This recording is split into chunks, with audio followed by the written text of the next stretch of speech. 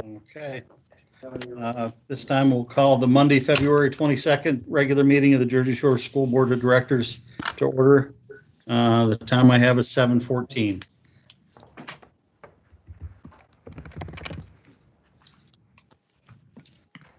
Okay, could we have a roll call, Mr. Enders? Mr. Becker. Here. Mr. Brungard. Here. Ms. Dobler. Here. Mrs. Grant. Here. Mr. Kinley. Here. Mrs. Petrosky. Here. Mrs. Stemler. Here.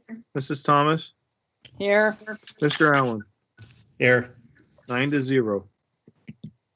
Okay, if everyone could mute your mics and we'll stand for the Pledge of Allegiance.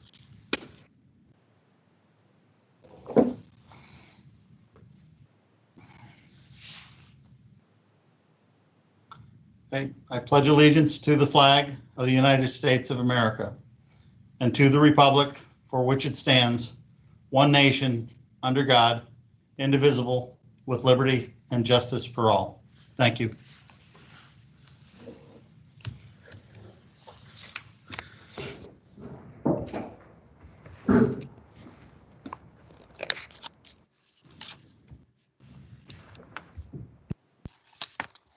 Okay, I normally announce this during the president's report, but I'll announce it for this evening. The board had a executive session prior to tonight's meeting for legal and personnel. And that was the cause of us starting late. Next is approval of minutes. We have minutes of January 6th. January 11th, and January 25th. The January 6th minutes are the Capital Projects Committee. So moved. Mary.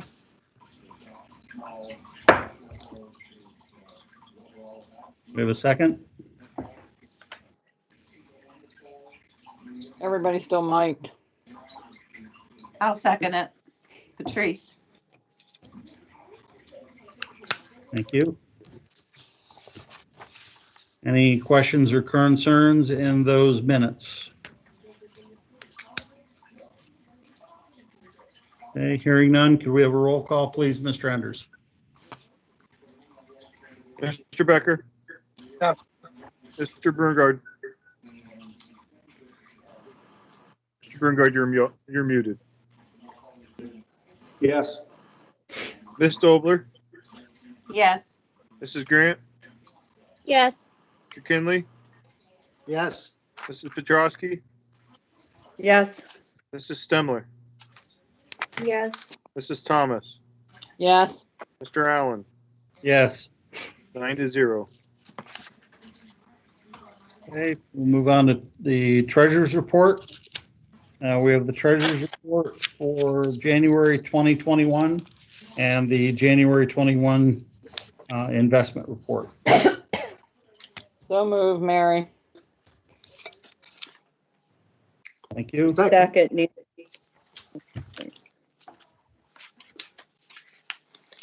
Give Nancy the nod on that one. Any discussion or questions or corrections?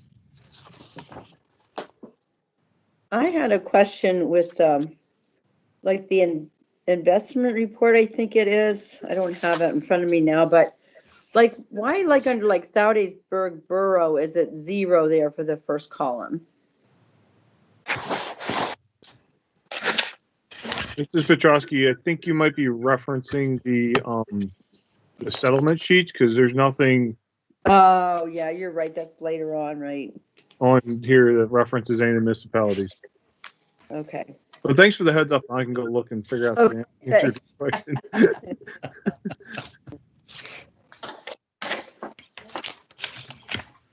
Any other questions on the treasurer's or investment report?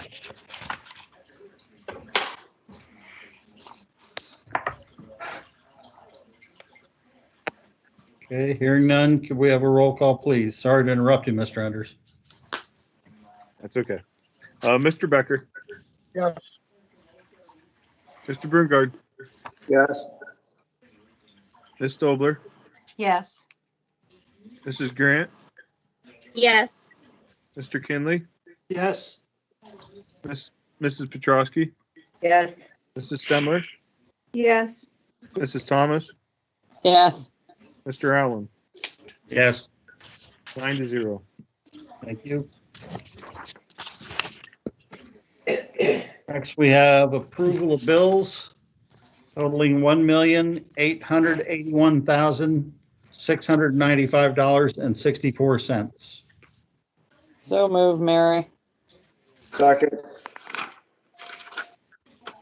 Okay. Any questions, concerns, or comments?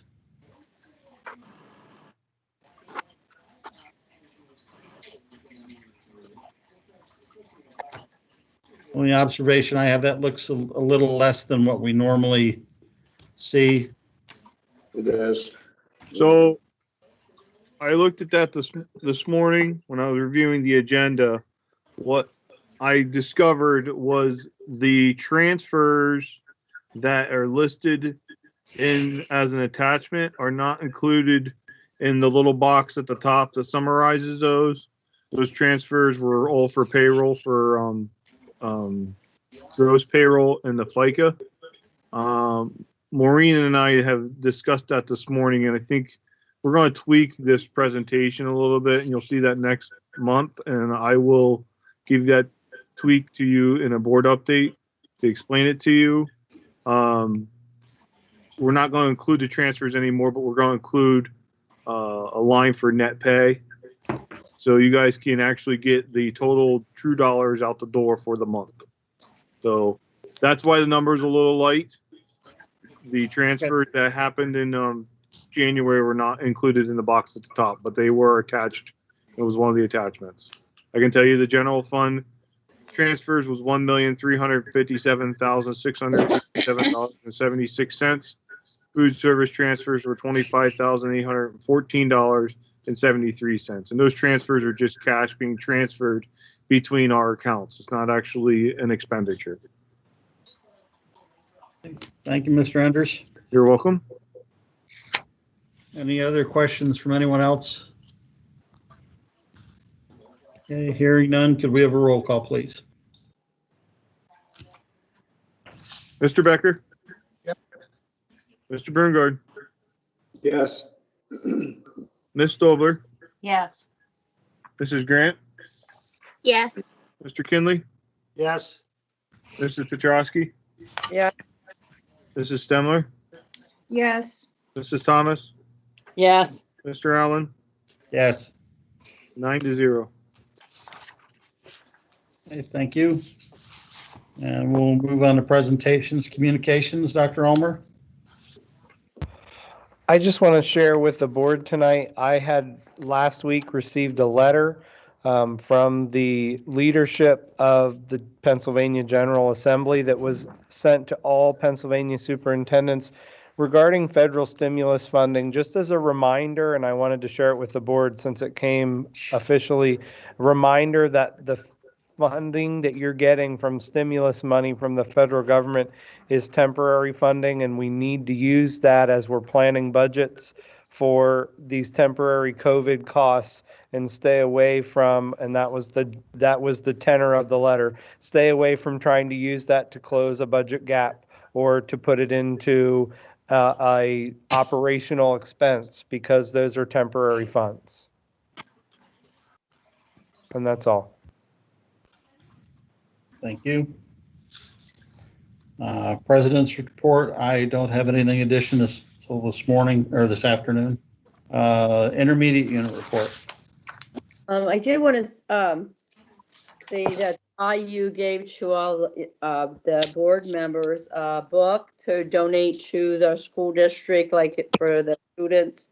I don't know, can you see this? It's called, like, looks backwards, Ian's Walk. It's a fictional picture book for children about autism. All siblings of a child with autism feel and react to their siblings' condition. So I would like to donate that then to the school district, and I'm sure I have to fill out paperwork for that, but that's all I have to report. Thank you, Mrs. Ostrowski. Student representative, I don't see Robert here anywhere. He's No, here. he's here. I'm here, yeah. Sorry I joined a little late. Usually it comes up on my screen real big, and it was just a little thing in the corner this time. I don't know what happened, but I was waiting for the notification. Not much to report this evening. I just want to bring to attention, last week the Fbla at the high school had their Fbla week, which is a celebratory sort of event that goes on throughout the week. To kind of bring Fbla to attention, and we do some little activities, and we did some drawings for gift cards and whatnot for people who participated in our events. Like one of our days was Crocs and Socks Day, where they wore colorful socks and their Crocs shoes and all that. And we gave away some gift cards and stuff. And even with the weather last week, we still were able to have a pretty good turnout for that. So other than that, not much else to report this evening. Thank you very much, Robert. I didn't Superintendent, participate in Crocs and Socks Day. you can still have successful events even during COVID. There's the proof.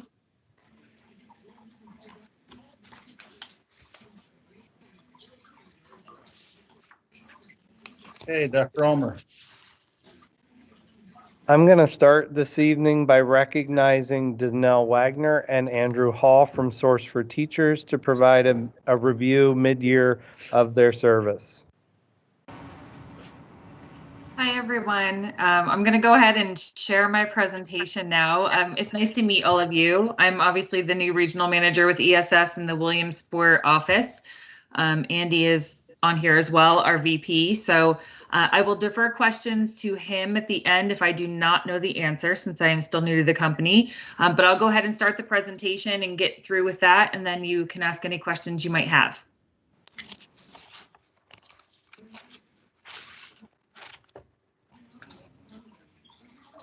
Okay, so the first thing I want to kind of go over is the district ESS stats for the 2021 school year.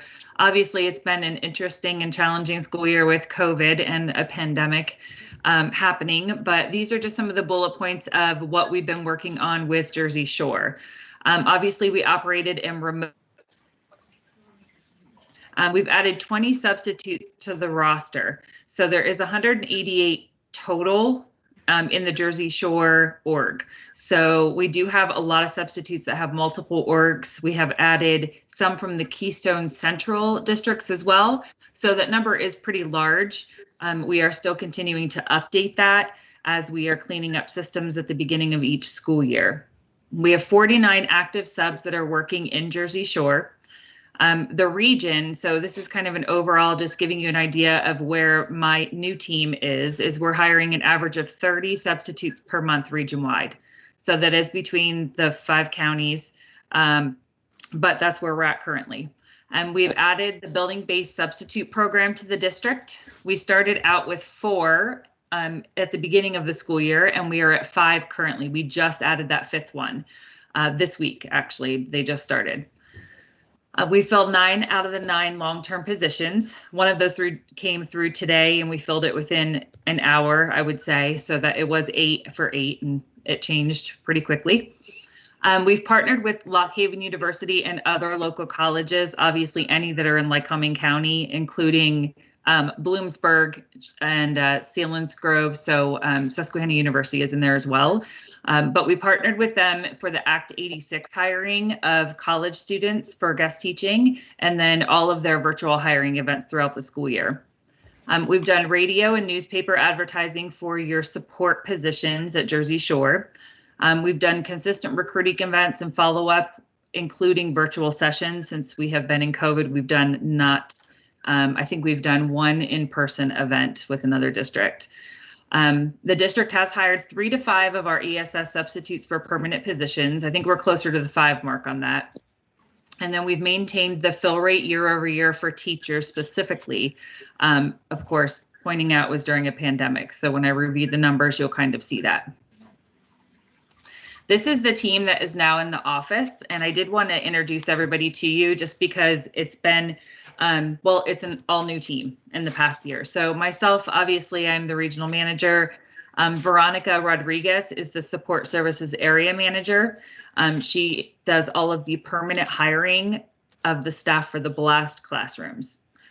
Livia Borak is the new recruiter. She just started today with us. And Pamela Bardell is the applicant specialist. She's been here about a year and 4 months, or year and 3 months, somewhere around there. So this is our current team. Obviously, ESS realized that the last region needed to go from a 2-person team to a 4-person team. So I'm not going to read through this slide, but I just kind of want to review that it is definitely a 4-person operation. So I would point out that the recruiter and applicant specialist, those 2 roles were combined at one point. And I'm not even sure how that was possible. My recruiter stays busy for 40+ hours a week. My applicant specialist is constantly hiring, filling jobs for the districts, making those calls and making sure everybody's getting whatever they need in from a paperwork perspective for clearances and guest teacher permits, anything that they might need. So these 2 positions being separate now has been vital to, I think, the success of our team in the BLAST region. And I think it's only going to get better when we get out of the pandemic. Year over year fill rates. So this is going just by year. So 2018, 19, 20, not the actual fiscal school year, but you can see that 2018 for fill rates by job type for teachers, we were at 82% for Jersey Shore. 2019, 81. 2020, we're at 83%.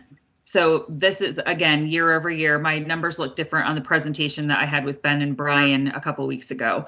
But obviously with a pandemic, we've still been able to maintain the teacher fill rates, which is obviously one of the most important ones for the school district. So I'm pretty pleased with that number. For the paraprofessionals, we have definitely seen a hit in that job. We went from 77 down to a 49 this year. So we did have some conversation around that, Brian and Ben and I, around pay rates and then what we could do a little bit differently this next school year to try to get some more paraprofessionals into the district.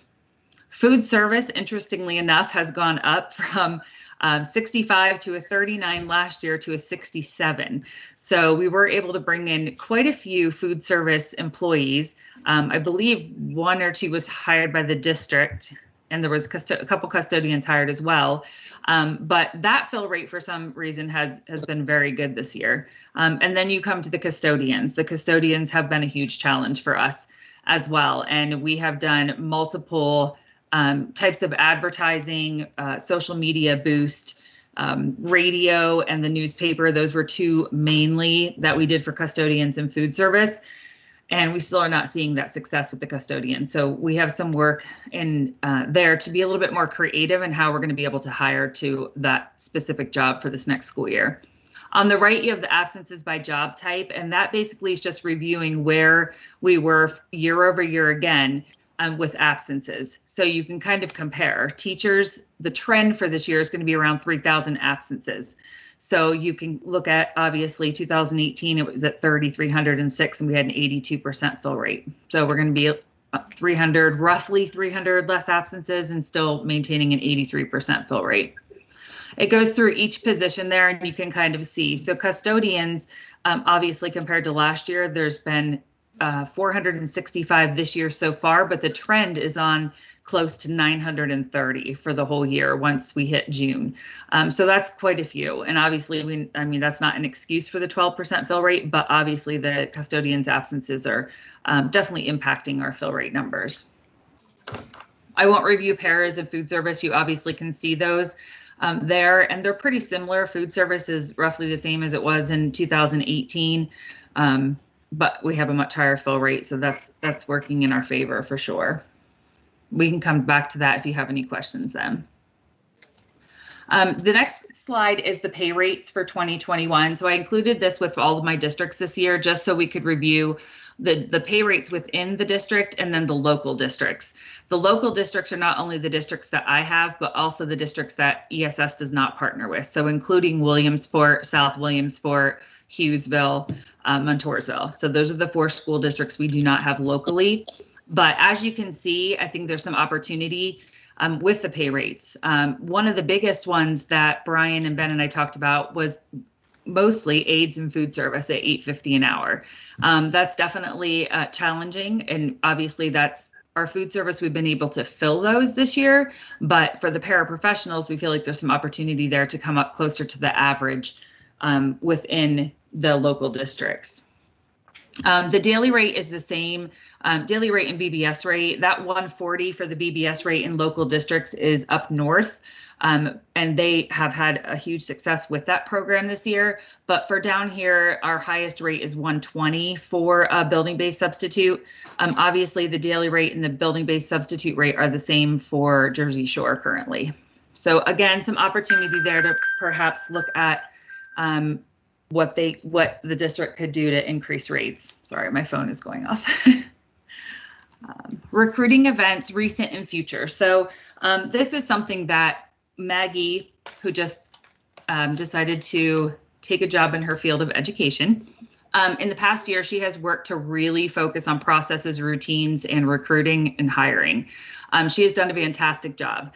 Olivia is going to pick up right where she left off. But as you can see, again, I won't read through all of it, but you can see month by month what she focuses on, which is her daily virtual events.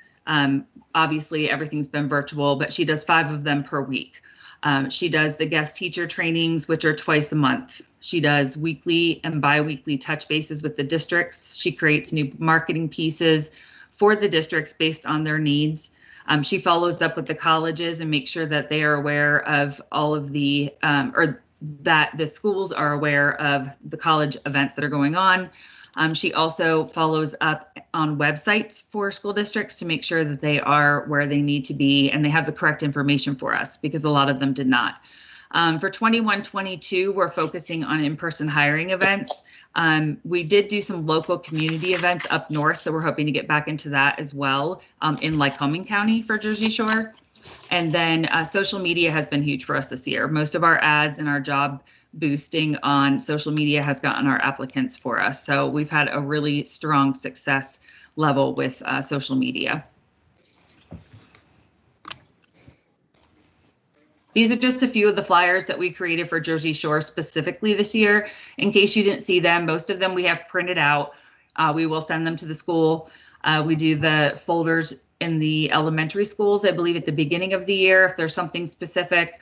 But these are for, that we had created throughout the year that I just added there so you can see. All of our flyers are posted on our social media, all of our job boards, and they're also available for the district website, the district social media, and Handshake, which is where all the colleges are. Oops. So substitute hires year over year. This is where ESS has landed from a new hire perspective for Jersey Shore School District specifically, not the entire region or not all of Lycoming County. So anybody that was hired in Loyalsock and still may have Jersey Shore as an org, they would not be included in this number. So 2018-19, there was 43 new Jersey Shore substitutes hired. The 19-20 school year, there was 38. This year so far, there's 20. So our trend currently is we'll be hitting 45 for Jersey Shore by the end of the school year. So roughly we're coming in around where ESS was in 2018-19, but that just gives you an idea of where we stand with our new hires.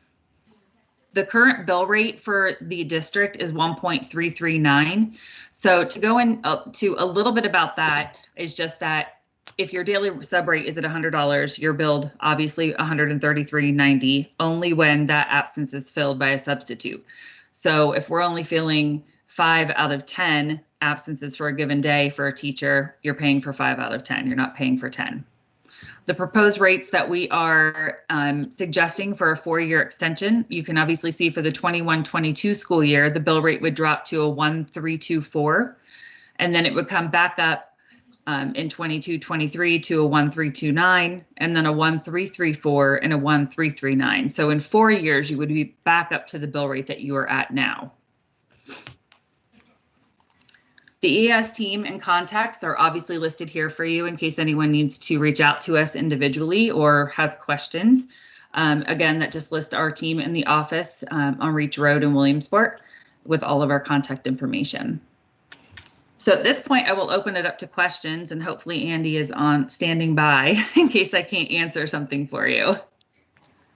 Danielle, could you do the previous? Oh, I didn't quite hear that. I get an echo. You're echoing. Was that me that's echoing? No. Okay. What is the bill rate and the sub rate, 133? Oh, this one? Yes. Oh, no, that one. No. He was asking about fill rates, I believe. Oh, the fill rates. Okay, I'm sorry, I couldn't hear him. So the year-over-year fill rates, right there. No, this one here, you're anticipating in the next 4 years. No, you were on the right page. Oh, okay, there you go. Sorry, Mr. Brungard. That was Brian's fault. Yes, it was. He's anticipating, and he should not be doing that. But, you're anticipating dropping the billing rate to the district by a minimal amount. Are you anticipating? I don't see anywhere in that budget where we're going to actually raise the daily sub rate from $100 up to entice maybe more subs. Has that been any consideration given to that? That's our discussion. Yes, Ben and Brian and I did talk about that in our mid-year review. It was last week or the week prior. I think it was 2 weeks ago. And Brian did discuss coming up to the average in the with the district rates. So that's something obviously that's up to you. I just used the current sub rate to kind of give you an idea of what the markup is currently. So what you're saying is to continue with this, if we decide to raise the daily sub rate to $105 per day or $110, your bill rate's going to be the same, or your bill rate's going to have to be increased upon what we determine our sub rate pay is going to be? No, it will stay. Your bill rate will be 1.324 on whatever your daily sub rate is. So our bill rate will not increase. Well, I mean, it will be more because you have a higher substitute rate, but we're not going to change the actual percentage. We're not going to change the bill rate. It's 1.324 based on the sub rate pay. Yes. Okay. Yes. Mm-hmm. So if we increase that, your pay is basically going to increase too accordingly. Understand? Yes. Yes, sir.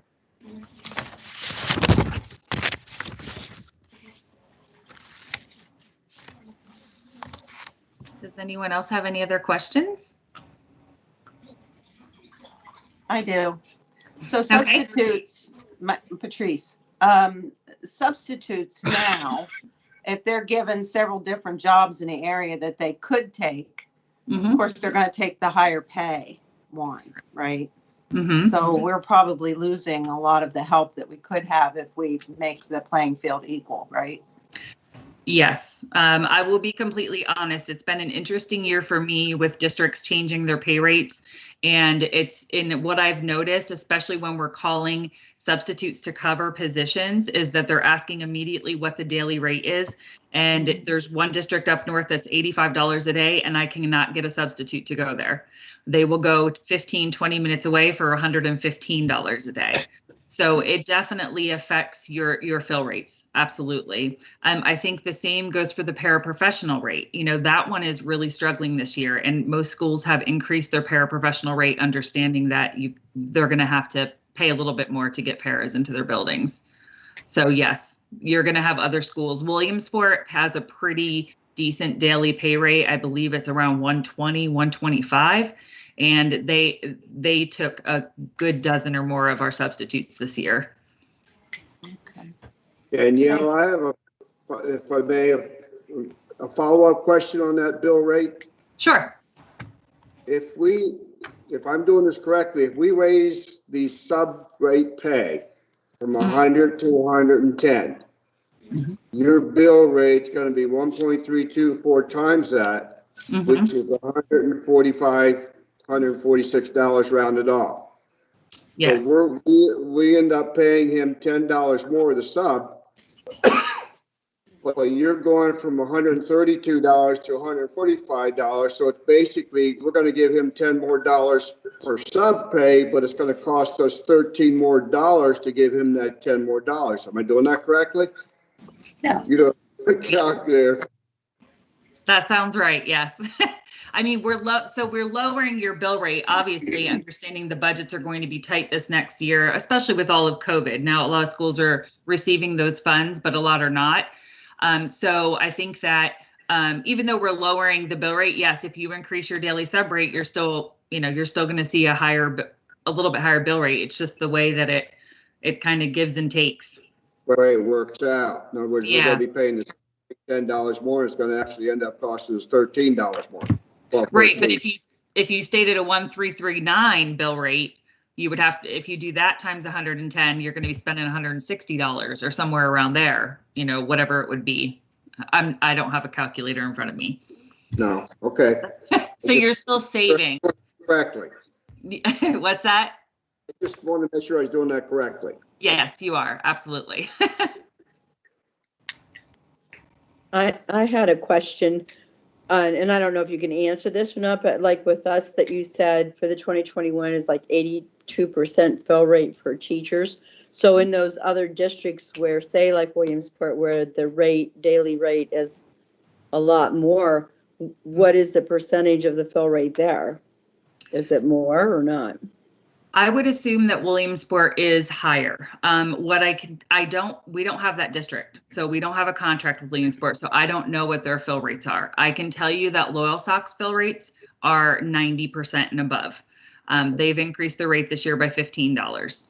I can tell you that Muncie's fill rates are 90 to 95%. So for teachers, now this is just talking teachers. Overall, we're at like an 85, between an 85 and 90% fill rate in both of those districts. And they do pay a little bit more per day than Jersey Shore does. Okay, I just wondered that. Thanks. Yep, you're welcome.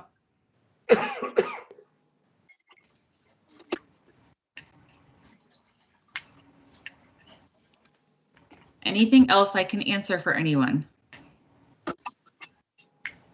This is Craig. I just have one question. I was wondering if you could send this PowerPoint to the board.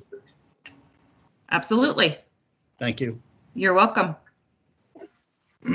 I will send it to Brian and Ben, and then you can pass it on. Does that work for everybody? Okay. Yep, that's good. Okay, perfect. Thank you, Danelle. You're welcome. Thanks. Are we good to go? You're good. Thank you. Okay. All right. Take care. Have a good night, everybody. Thank you. Thanks. you. Bye-bye. And I'm going to move on to Luanne Gasparine for the Jersey Shore Education Foundation. Good evening, everyone. Hello. I trust Hello. everybody made it through with all the snow today. I don't know about you, but I'm tired of shoveling it. A board update from the Jersey Shore Ed Foundation. We had a meeting about 2 weeks ago, I'm guessing it is. This year we have received approximately $41,500 in EITC funds. They come from Muncie Bank, Woodlands Bank, PP&L, and Wise Markets. I'd also like to say thank you to those businesses for these funds. And these funds have supported items for the elementary STEM classroom at JSE, things such as the SAMS kits, which I happen to have one here because I thought they were so cool. I bought one for my granddaughter. They also have FOSS STEM classroom kits for the elementary science program. We have paid a partial payment for the various educational apps for the entire instructional staff for use during the in-class and remote learning. We also purchased an interactive watershed table model, amongst other things, for this year. I want to quickly review the process for applying for teacher mini grants. That seemed to be a little bit of a snafu, I guess it was the last time. It is multi-level. Teachers initiate the process by completing an application that outlines the project or need. The project or need is connected, has to be connected to academic standards. We also want to know what grade levels would be impacted, and the teacher must agree to an evaluation at the end of the project, and that is due at the end of the year. The principal then must review the application, approve it, and sign it, and then forward it to the superintendent's office, where it is also reviewed, approved, and signed by the superintendent. Once that process has occurred, the application is then forwarded to the foundation and reviewed by the teacher mini grant committee. And this committee decides which projects or needs are valuable and which will be funded. The committee consists of retired teachers who at least have a background in the classroom.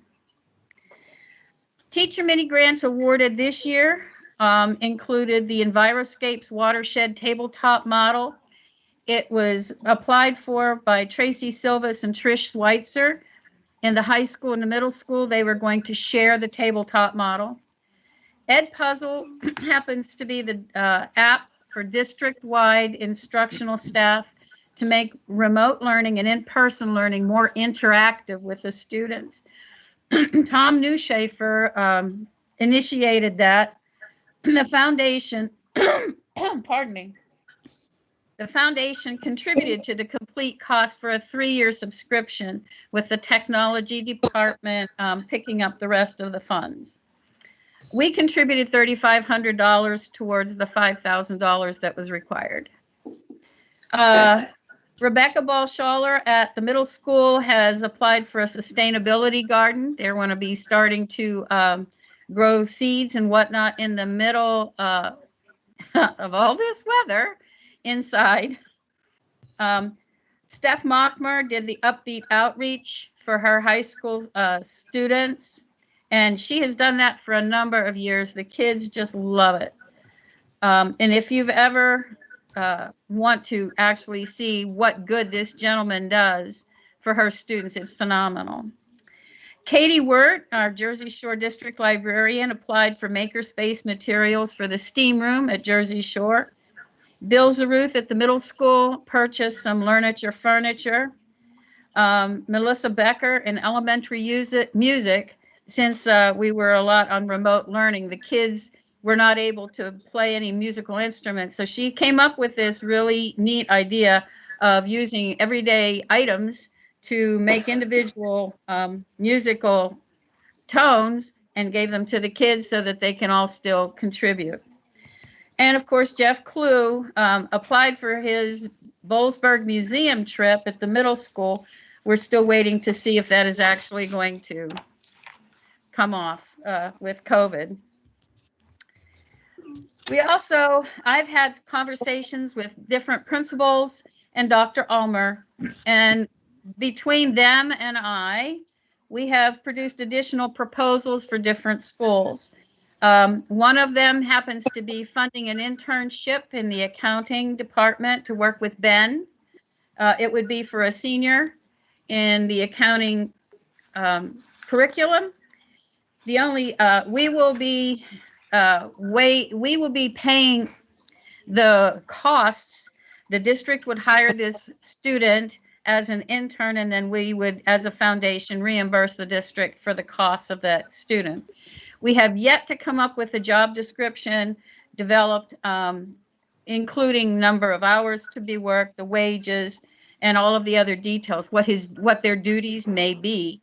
We're working with Ben and with Dolly Oden and Rock Griswold to come up with that proposal. In talking with Dolly, they do not have any completers seniors in accounting this year, so this will not happen this year, but we do have time to put that through for next year. talking with Mr. Rager, Heath Rager, and Stephen at the high school, and Dr. Ulmer also, we were looking at maybe some funding, some virtual reality and augmented reality materials to be used in the CTE and the anatomy and physiology programs. This equipment consists of an Oculus and the subsequent training modules that will include things like HVAC, electrical wiring, plumbing, and many other things. It's the same type of materials that is used in industry. The company that we were looking at would be Interplay. And I emailed Mr. Keene the booklet from that today, which describes the different modules that they have. It is used in industry, and this actually gives the kids hands-on materials. I don't know if you're familiar with an Oculus. It's that 3D mask that you wear, and you know you have to manipulate the hand things. Let's face it, I've watched too many people sit down when they connect the wrong electrical wire. When you're talking 120. I saw my physics professor sit down when he hit a 220 real quick. So, I mean, something like this is actually much easier. The kids are not in any real physical jeopardy, you know, at this point in time. But again, it's something that we are considering, and if we can find the materials and work it through into the curriculum, Heath would use it in his building maintenance program. And we even thought maybe in the building or the construction program with John Jarrett. Bethany Hartman at the middle school and Keith Veld, who's contacted me about 2-3 months ago. They want to redo the curriculum for the grade 8 pathways. What this does is that takes the entire 8th grade curriculum and it introduces various modules that will then introduce the various pathways available to the kids at the high school. I sat down with Bethany today for about an hour and we talked about STEM materials, some engineering kits that we could possibly use. We talked about some maybe hydroponics that are easy to make up. So she also has, gosh, I'm forgetting. I'm having a brain burp at this point in time because she has a whole bunch of different things. She was looking something specific for coding, something specific for possibly sewing, possibly.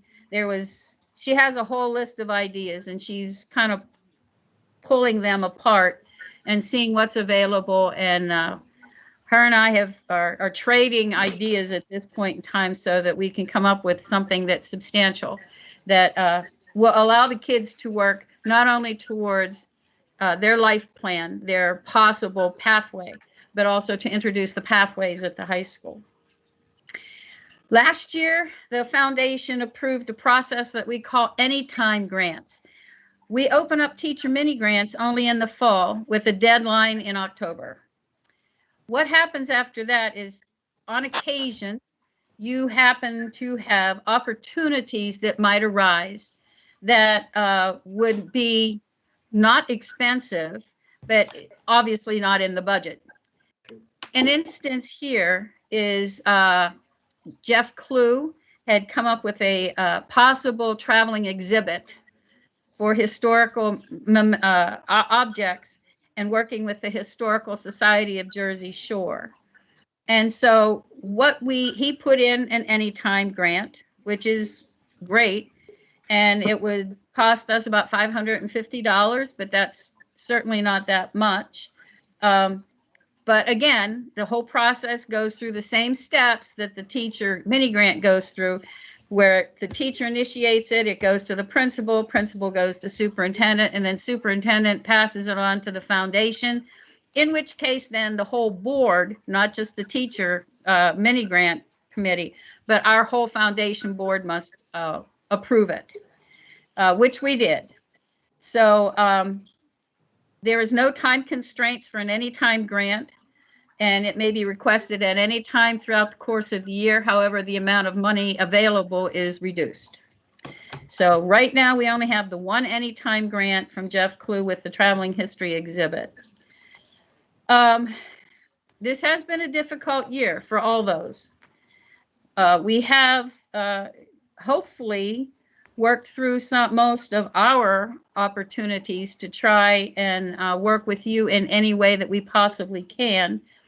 I would encourage you to please do not hesitate to contact myself about foundation work, or even Craig Allen, which is your representative on our foundation board. So questions, comments, anything you would like to know? Yes, I have one for you. Yeah. This is Michelle. Hello. Hi. I had heard that you had said that there was a possible position for a senior working within the accounting department, which I think is fantastic. I know that some of them already do that in the computer technology. Yes. I was just curious, you had said about spending possible money for simulators and things in the CTE department. Was there ever an opportunity or any discussion ever mentioned about having a student intern in some position within the district, like in maintenance or somewhere along the lines that would give them actual hands-on landscaping or whatever it might be? Maybe it's an all jack of trades kind of a position for a student.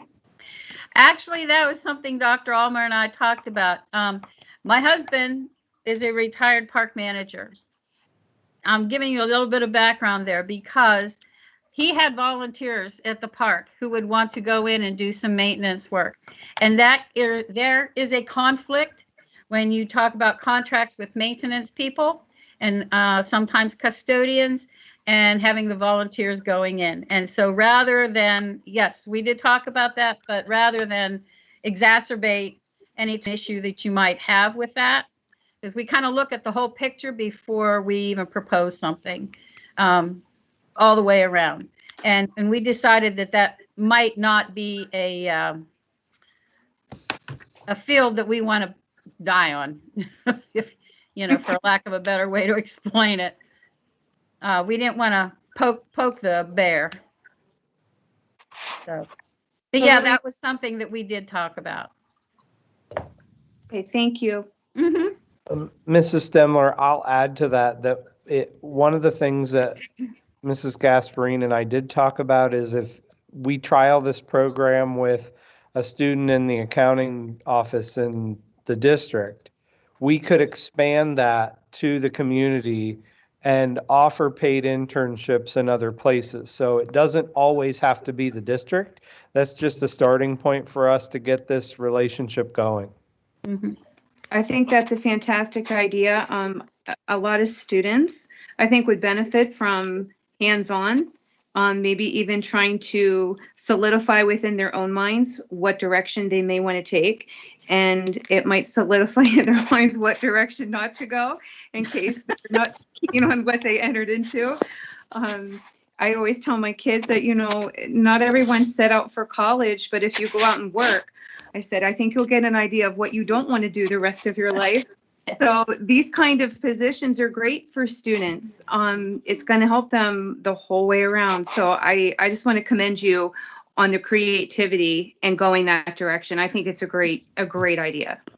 I might be giving my age away, but I remember in college when we were graduating in education, the number of individuals who got all the way through, went to student teaching and decided teaching was not for them. That's right. It happens. Yep. I agree with you 100% about that. But yeah, right now it's pilot program and we're kind of hoping to get that off the ground next year. Anybody else?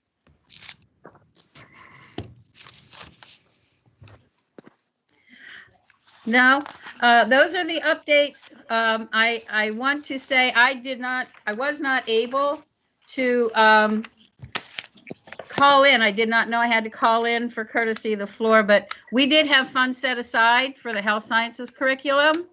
And I, for one, have been very disappointed that that was voted down at the last board meeting. So what I'll do is sign up for the courtesy of the floor at the next board meeting and give you some more of my reasons, unless somebody would like to get in touch with me, and I'll be happy to speak with you. Well, I thank you for your attention. Please don't hesitate to call, to contact us. That's what we're here for, is to work with the board and with the district, and kind of put in those little sidebar things that we actually would like to see for the kids. It's all for the kids. Thank you. Thank you. Thank you. You're quite welcome. Thank you, Luanne. Mm-hmm. Thank you, Luanne. And I'm going to move on to Mr. Valdus. All right. Good evening again. I'm going to share my screen. Hopefully I share the right one. I think that should be it. And one more time. There we go. So I'm here to speak to you about the middle school budget and using a template that Dr. Ulmer shared with us. So I believe you've seen something similar from the elementary principals. So the middle school budget process, before I jump into that, I just want to share that in the fall, we met with our teachers and we worked off of the district's like a building action plan that kind of stemmed from Dr. Ulmer, and 3 objectives. And so anytime we want to focus on where we're going and how we're using our resources, and in this case, the budget, we want to look at those objectives. So the first objective the district has is to have all students work toward performing at or above the proficient level. And so the middle school data, you can see the first 2 columns are 2018-19. There obviously was no data from last year. And you can see that's the percentage of our students who have met those benchmarks of proficient. And we'll touch base on that because we want to dedicate resources in how to improve that objective. But you can see where our scores were, and then the 21, 22, and 23 columns are some goals that we think are attainable, if not to do more than just that. Objective 2, I think, is where, and we've presented this data to you, so I'm not diving into it too much. Obviously, it's not the point, but here we're talking about Future Ready Index, how the building develops, how the state develops the scores for the building. And this is looking at growth and improvement. And so, again, you can see in ELA growth, the second row, lots of growth into 2019. From 2018, math had some growth as well. And the college and career readiness, we're right at 100%. But we want to continue to grow. I think that's a big sign. The number of students that are growing by a year's worth academics, which when you look at different presentations you've had, the CARES 2 presentation that was just, I think, shared with you from Dr. Ulmer, goals 3 and 6 talk about like remediating learning loss. And so when we look at this year in the pandemic, that growth, there's definitely need to focus on. The third objective is just the learning environment, and really what we say at the middle school, we want kids to come alive. We want them to want to be there, be at their best, make people around them better. And so the goals are to increase attendance. We want them to want to be in our building. This year obviously is going to be different with the pandemic. We want to decrease the discipline referrals. That's obviously an objective. The more they're engaged meaningfully, the more on task they'll be. So again, these are just goals we set out. And from there in the fall, we met with our teachers and we developed building level goals and needs. And so I just want to touch on these 5 because complete and appropriate middle school programs. That's a big goal that our teachers really emphasized. And one of those was approved upon last board meeting with the approval of family consumer science.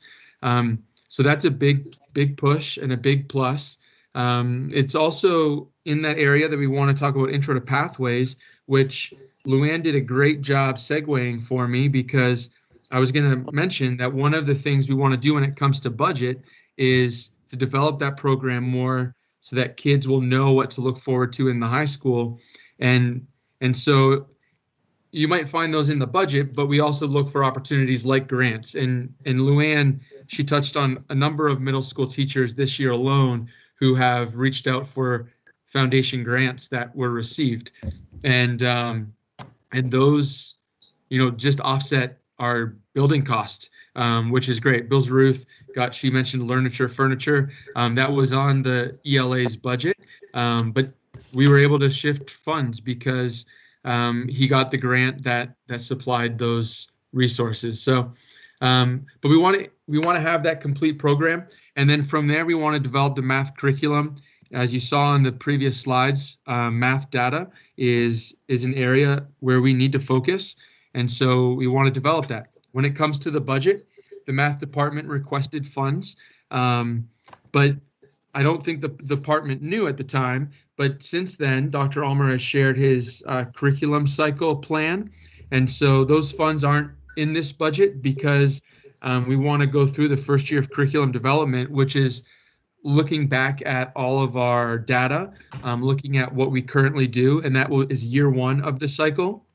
And then from there, we'll be able to add what purchases we want to do to increase our math curriculum. But that's an area of focus we have over the next 3 years, at least. Professional development, this was really emphasized as a district, specifically special education, inclusive practices. There's some trainings coming up, even March 8th, to deal with this, but that's something we want to continue to develop. And then just overall best practices on instruction and assessment. And I bring this up because in the budget, there is a line item for this. Currently this year, we're using the IU and with Rebecca Gibney, and we're going to continue that. And sometimes things are covered and sometimes they aren't. So sometimes it's hard to budget, but we'll get to that. School-wide positive is a big push for the middle school, as it is for the all district buildings. We utilize Come Alive, a period in the day where we're able to emphasize relationships as well as social emotional curriculum. We really want to increase our digital citizenship. And again, those are goals for the middle school. And then finally, personalized learning time. It's the beginning of our school day. It's more this year because of COVID restrictions and not having large groups. So kids are in homerooms longer, but we want to really utilize the MTSS model, multi-tier system of support. And we have a model in place now that's working, but there's times where resources will be helpful, and again, another connection to budget. So all of that to say, the budget process really starts with setting those goals or reviewing those goals. And then one thing I know that was asked of me last year was the discrepancy between what's budgeted and then what's actualized. And so I want you to know I've taken that to heart. I think my response at that time was I adopted a budget I didn't create the first year, and then last year COVID hit. And but I really learned, how the middle school has operated in the past. I'm analyzing the budget this year. I have an Excel document that tracks all POs coming through. We're really promoting our teachers to follow through with what they budgeted. But really, again, as you even saw with Luanne's presentation, we want to use the grants, including the CARES funding. And so some of those funds are being offset by those outside resources, which I think is great. But also this year I flagged all the items that might be impacted by COVID. And so, this year there's going to be discrepancies. We don't have any field trips. So things that had been budgeted pre-COVID that aren't happening, that's been flagged, but that's going to be the case for all budgets. And then we collaborate with the teachers, and for me, I collaborate with the department heads, which are often at the high school. And so this year I really tried to bring in the middle school teachers into that process more, so that there's so that we're just more hands on deck with those that are implementing those purchases. So I'm sure you've been looking at the screen. The 21-22 budget is lower than what was in the current budget year. But since the budget you received from Mr. Enders, there has been an additional $1,400 worth of cuts. So currently the difference is looking towards the $9,000 difference. Some of those differences, I'll just go over quickly. The 1100s column is general regular education. And so, you know, just from some budget analysis, again, learning from the years past, adopting or coming into a budget that wasn't mine. You know, service equipment of science microscopes, that's been in the budget, but I've recognized it won't be in next year's, and so we removed that. Contracted carriers, those are for field trips. Obviously this year, those line items will not be used. But for next year, you know, looking at that, 2 of our grade levels, 6th grade wants to get their field trip off the ground with a science field trip, which was supposed to happen this year. But even with that, there's been some decrease in costs for busing and transportation based off the number of students. So we're able to bring that down. Department heads submit their supply items, and this year there's a decrease there, just from conversations and involving our teachers more at the middle school. And then finally, 1100-640, that's books and periodicals. And we're going to continue to see a decrease there because of the number of students in the middle school has gone down. The biggest area is English language arts. We use a resource called Springboard, and that's a consumable. And so with fewer students, that does decrease. The 3,800, that doesn't fully come from that, but that's the biggest portion. The 1,200 is special ed. And so this is an area that they don't have a department head. And with Mrs. Lee, she oversees that, but she doesn't see the building budget. And what I learned last year is that our special ed teachers were not spending the money that was in there. And I think it was really a lack of communication and their, you know, knowing how and what to do. And so we started that a bit last year, and then COVID hit. So this year we've really done that. And so the supplies is going down, and that's just because we were purchasing things this year and they're not going to need them next year. But the other one, there is a plus $31, but I just want to acknowledge there, it's actually a decrease overall. But with that decrease, we were able to add the Read Naturally program to the middle school, which may not mean a lot to you, but to us, it's really significant. This is a benchmarking program that the elementary schools use. It has not been at the middle school. Some teachers have been doing trials, but we were able to get, I think it was a 30-day, might have been 2-month trial of Read Naturally. But then we were able to connect accounts to the elementary school. So now our middle school special ed students will be able to, even those coming from the elementary level, their profiles will transfer with them. So we actually made significant cuts, added that program, and we'll have it next year. And that's only coming at a $31 increase. So that's pretty significant. And then the 2270, I left on there because I'm bringing that up. There's no change. And that was a big question last year from some of the board members. It's professional development. As I related earlier in the presentation, those are our goals. We need to develop our goals with some special education and then looking at some math programs. And one of the things that's tough is we have 2 teachers that are currently doing a PIC program, which is it's a coaching program through the IU, and we're working with Rebecca Gibney through the IU. And so a lot of our PD this year is coming from her, but next year there will be some things that might come at a cost. We've connected with Todd Moyer from the IU. This year they're able to offer some of the services with our teachers for free. Next year they may not be free and might have some additional cost. That also includes the travel. It includes some memberships for our teachers for like things like PMEA. But overall, I've left that the same because there's a lot of flex there. But again, we will use our IU support as much as possible. And then finally, this is a big area that has a lot of flex at the middle level. School-sponsored events, it's the 3200s. And at the middle school, that's primarily music. And so at the top of that slide, you can see I have many variables due to festival offerings and student interest.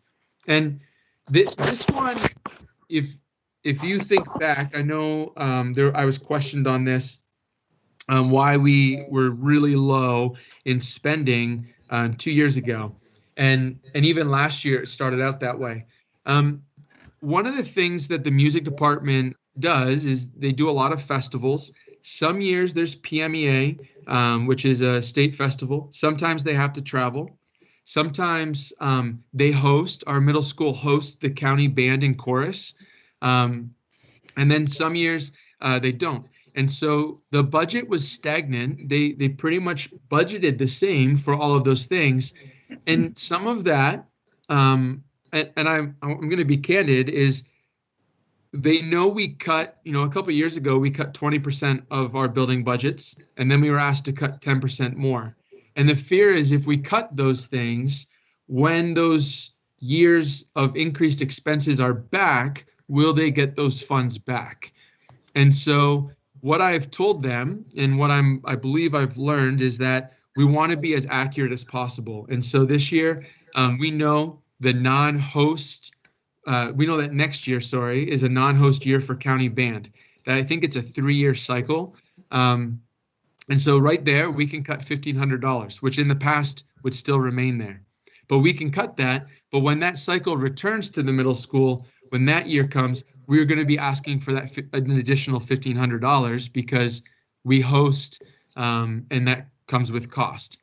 We know next year there's local festivals only. We will not be doing PMEA. And so we know that our contracted carriers can be reduced for next year. But there might be a year where we have to add money because of going to PMEA or traveling somewhere further.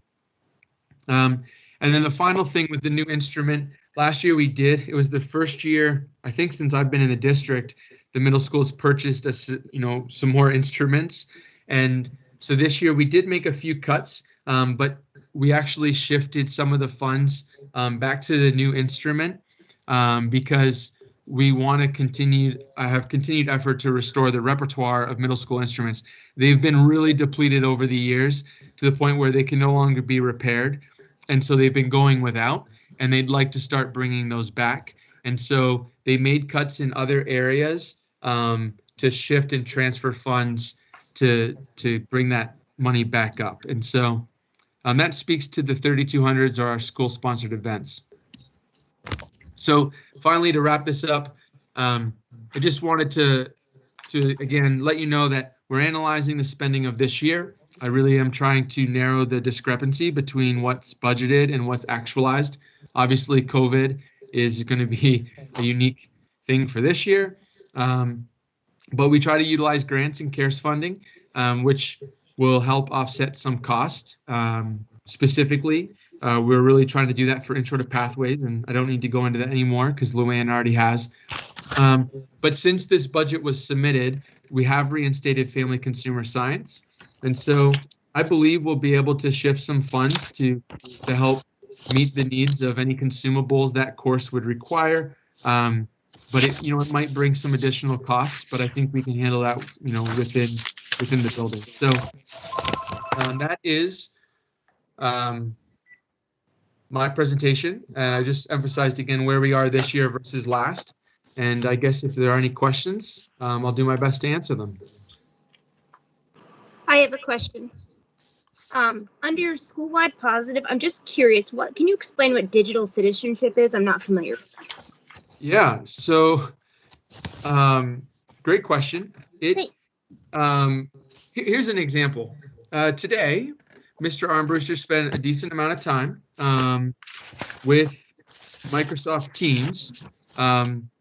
There's a chat feature, and so students can chat, and not, sometimes there is not the best citizenship or responsibility used online as in person. So in class, students know expectations. In a public setting, students know expectations. In a restaurant, they know to use manners and things like that. But on a digital platform, sometimes that citizenship is lacking, and sometimes there isn't a great model for it because it's new. And so we want to model that. We want to teach them. We want to put some best practices in their hands of, what's the best way to handle a situation online? How do you get out of an uncomfortable situation online? How do you be a person of good citizenship when you're on a digital platform? So we want to continue to emphasize that, and there's different resources for that, but we want to just continue to make sure that's a goal and a focus for us.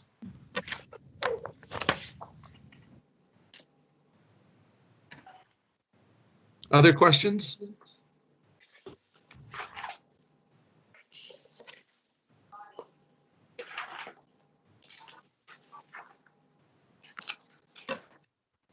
Thank you, Mr. Valdez.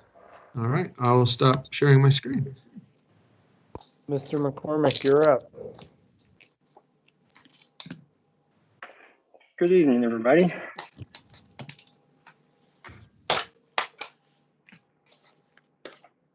Second, let's get up here. Might have to call for tech support. I'm kidding.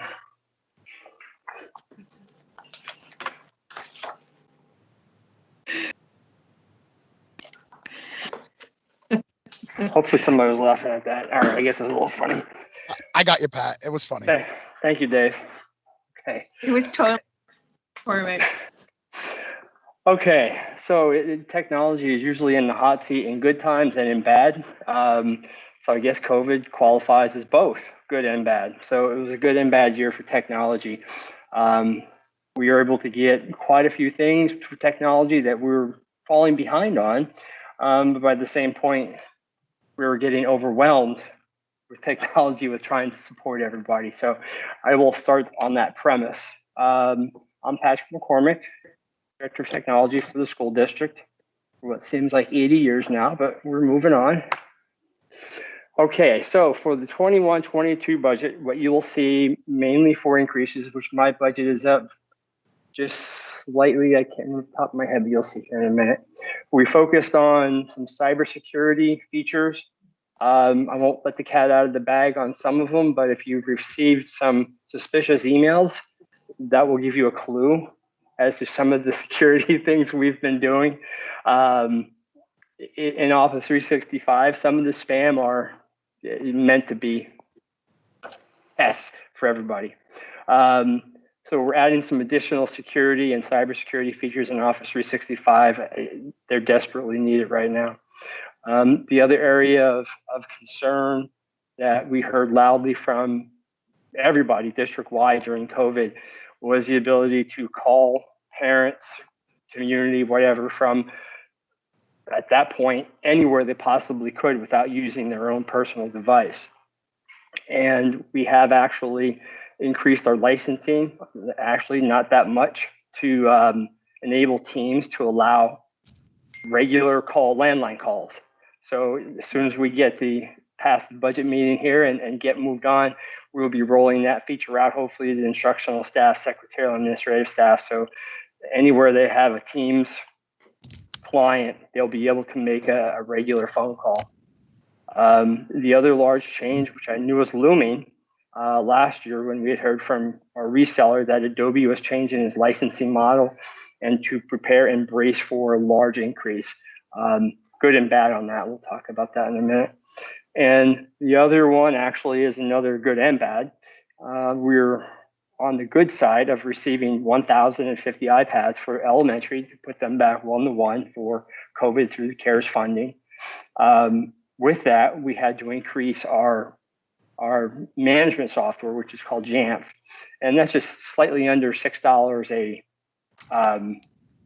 a license, which we had that prior to the iPads being cut several years ago in the elementary. So that should not be a problem, but you'll see in one of the account breakouts that's going to account for the largest piece of the increase of the budget.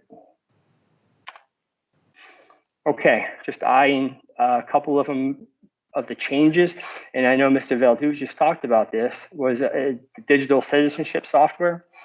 I was working with Ms. Jan Wasson, who teaches not just keyboarding, but she teaches computer apps and things like that. And when COVID hit, her concern was if she had to go remote, what could she do in terms of more of a robust curriculum besides just keyboarding? And she had already been using EduType, which is a keyboarding software package we've been using in the district probably for 15 years. They've recently revamped their software. They actually have a digital citizenship component to it, along with some other components. And we've also added the licensing to cover all the middle school too. Before it was only like one grade level, and I think we've covered all three. So you'll see that it's in 1110-348, and it's for middle school and the 3 elementaries. And we increased the license counts to cover more remote learning and the digital citizenship component, which I'm not sure if Mr. Veldhuis was aware of that. And to be honest, I haven't had a chance to even sit down and talk with Ms. Wasson about that. But I was excited that that was a component, especially with COVID and seeing some of the things that Mr. Veldhuis, or hearing some of the things he was talking about with online behavior and social media and things like that. It's actually a very good thing to be making our students aware of. And that's not a terrible increase. Basically, we upped the features, and then we added 2 more grade levels, I believe, and that's what is in that $1,777 increase. The next item, a lot of these items are very ironic. I know Sharon Koch and myself the year prior had spent several days going through license usage and actually decreasing many of them because they were not being used, or other pieces of software were being used in over top of other ones. So we cut some of the licensing. Well, some of the licenses that we had cut were in math eggs and reading eggs or math seeds. And partway through COVID, found out that we were short more licenses than what we needed to have in order for teachers to cover remote learning opportunities for students. So we put them back to almost the levels we had them prior, which would account for another $1,200. And again, that's all the elementary schools.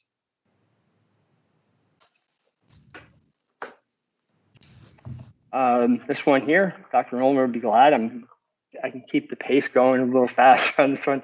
Ed Puzzle, Mrs. Gasparine said the foundation covered this. They covered the high school for 3 years. And then out of my budget, I'm covering the elementary and the middle schools. And that's $2,130 a year to the budget. And some of the things, like she said, as far as the interactivity in videos and remote learning, it's absolutely amazing. It's fun to watch what teachers can actually do with some of these things. I wish I had more time to get out in the schools and see some of the cool things they're doing. And here was the one which I thought was going to be larger. This is another good and bad. So our licensing for Adobe, which we use in many aspects, not just on our teachers, but also in some of our CTE programs with Photoshop and things like that. And just that basic licensing prior to that was $8,200, $8,250 actually. And what I was able to work out with a 3-year agreement with IU13 and Adobe. So yes, that number went up almost $5,000. But that covers us for every single machine in the district, actually every user in the district. And it also allows staff and faculty to install. I haven't pushed out documentation on this yet, but it also allows students and staff to install all the Adobe products on personal devices.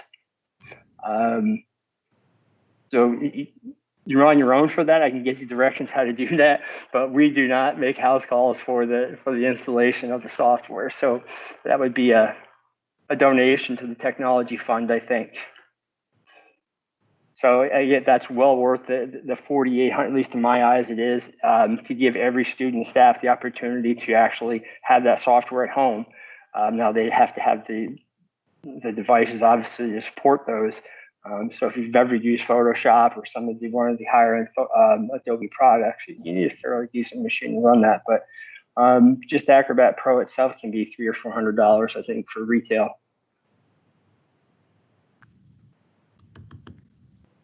And here's the Microsoft one. And I had some of this already budgeted from the year prior.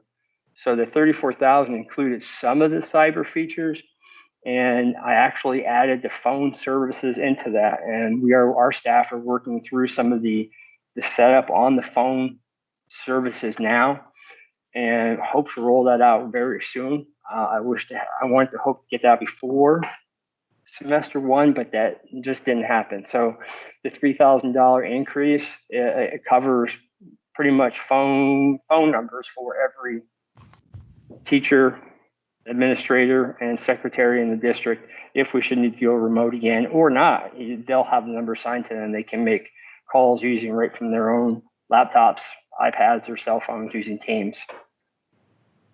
It's a great feature. We've been experimenting with that in the district now for about a month or so, and there's some really nice applications. The security issues, I would tell you about those, but then they wouldn't be secure anymore. So no, I'm kidding. There's some nice security features that are being added for us to monitor. I'll give you a case in point. On Black Friday, I got a text from Microsoft, and right at that time, Dr. Romer texted me and said, I think we have a student that had a password hacked. And Microsoft actually knew about it within a second.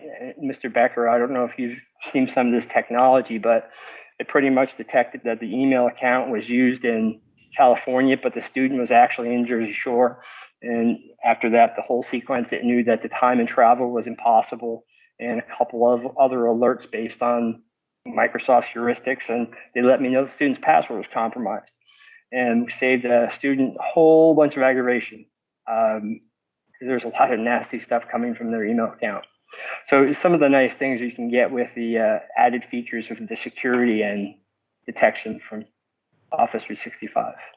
And that is all schools, and including the administration building. It's pretty much that's every user in the district. And as always, it has not changed. Office 365, the Pro version, is also available for all staff and students. As long as they're a staff and a student in the district, they can download all the Microsoft products on personal devices.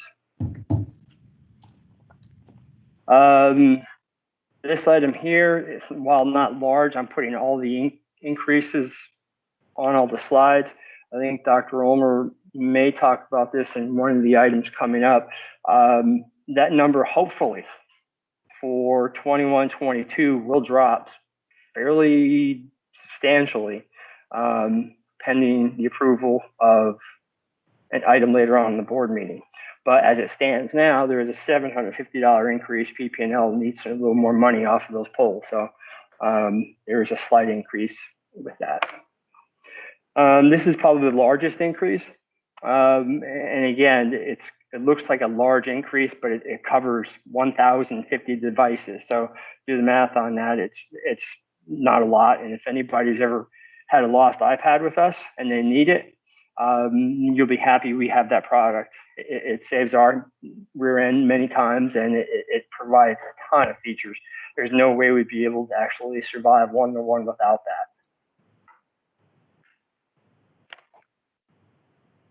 that. This is a product I had my doubts about until Dr. Ulmer told me to look at this, and I'm kind of a data nut. The software is amazing.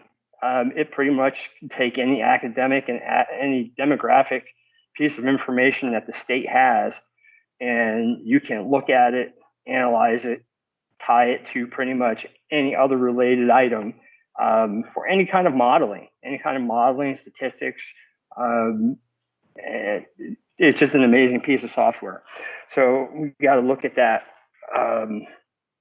seems like forever ago now, but that was about 3 weeks ago, 4 weeks ago. I think we got our first look at that, and it's an amazing piece of software.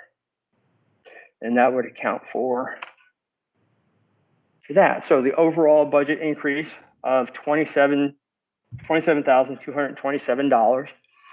And of that increase, 7,000 of it was for the GAMP iPad management system, and everything else were just slight increases that actually had district-wide implications.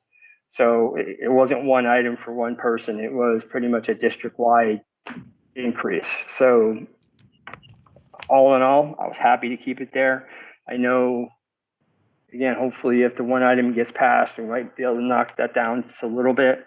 And some of the licensing items I'm hearing are changing. I know with my budget in particular, it's always very more stressing because we really don't know what the license costs are going to be this far out. So I won't know until probably April or May with some of the licensing. So I kind of just rolled the same ones over I used from last year. So if the licensing goes down, then that 27,000 could go away. So and these are some of the items that are covered in that. Any questions? I have a question, Mr. McCormick. You were able to get a lot of iPads for the elementary school through the CARES program. You said the license fees increased. Is there any reason? And I'm also talking about, I'll coordinate this with the remote learning license fees increase with the reading, eggs, and math program. Yes, it's yeah. But I mean, those license fees, because of the remote learning and the license fees associated with the iPads that were basically through the CARES program, is there any reason? I'm sure you researched it, that the CARES program could not have covered the license increases for those two items? For the remote learning, the iPads? Well, I think we looked at it with the iPad management system, and I don't know what we determined on that. I don't think we felt that was coverable. That additional 7,000 was coverable for that, and I think that's still open for debate. But as of now, I have to add that in my budget. Even the remote learning to me, sounds like almost a no-brainer. I don't know, but I'm sure you have research. You know what you're saying. You're going to research it a little bit more. Yeah, well, the both of those items, what happened is the reading eggs and the math seeds, they were existing products. So what had happened is teachers needed more things for their students to do while they're outside of the school, and that's where the demand came in, because those two pieces of software are actually pretty nice, but in the scope of being in the classroom, there's only so many things. So when they're remote, they need more things. So it was bang for the buck. So all things considered, that impacted a great number of students for a relatively low cost. And really that was just put back from where it was a few years ago. The iPad management is going back to that. I think some of the discussion is, and I do remember having this, again, that management system would be in place even if the students weren't remote. And I'm not sure if that was the reason for that, but I will do some more research on that. I appreciate it. Thank you. So, Mr. Brungard, I'll add that is something that we could, the licensing, we could roll that into the second CARES grant. Remember that is available until 2023. So you could recoup some of that cost. Not forever, but we can recoup some of that cost. Right, and these license fees are annual fees, I assume, right? Right. Except for the one you said was maybe a fee. Yeah. Okay. Good.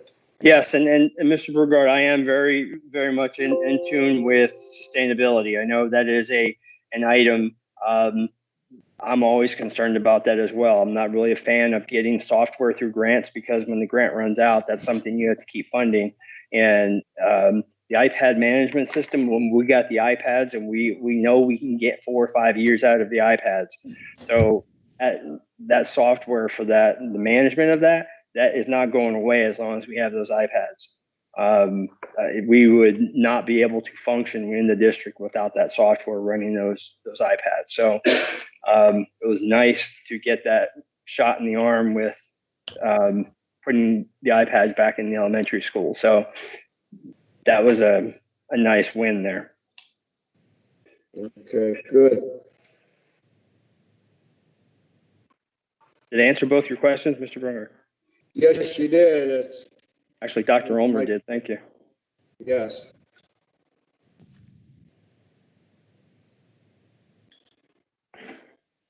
Any other questions? Then Dr. Dady just is going to give an update on transportation contracts. Yeah. This won't take very long. I just need you to be aware of some of the changes. You guys approve around this time every year anyway, you approve the annual parts of the contract. We have a 5-year contract with Martin's and Susquehanna, and this is the last year of that 5-year contract. So typically the only thing that changes in those contracts that you approve, and I believe Pam sent you a sheet showing the new amounts, is the rates, because the rates change every year based on the state formula.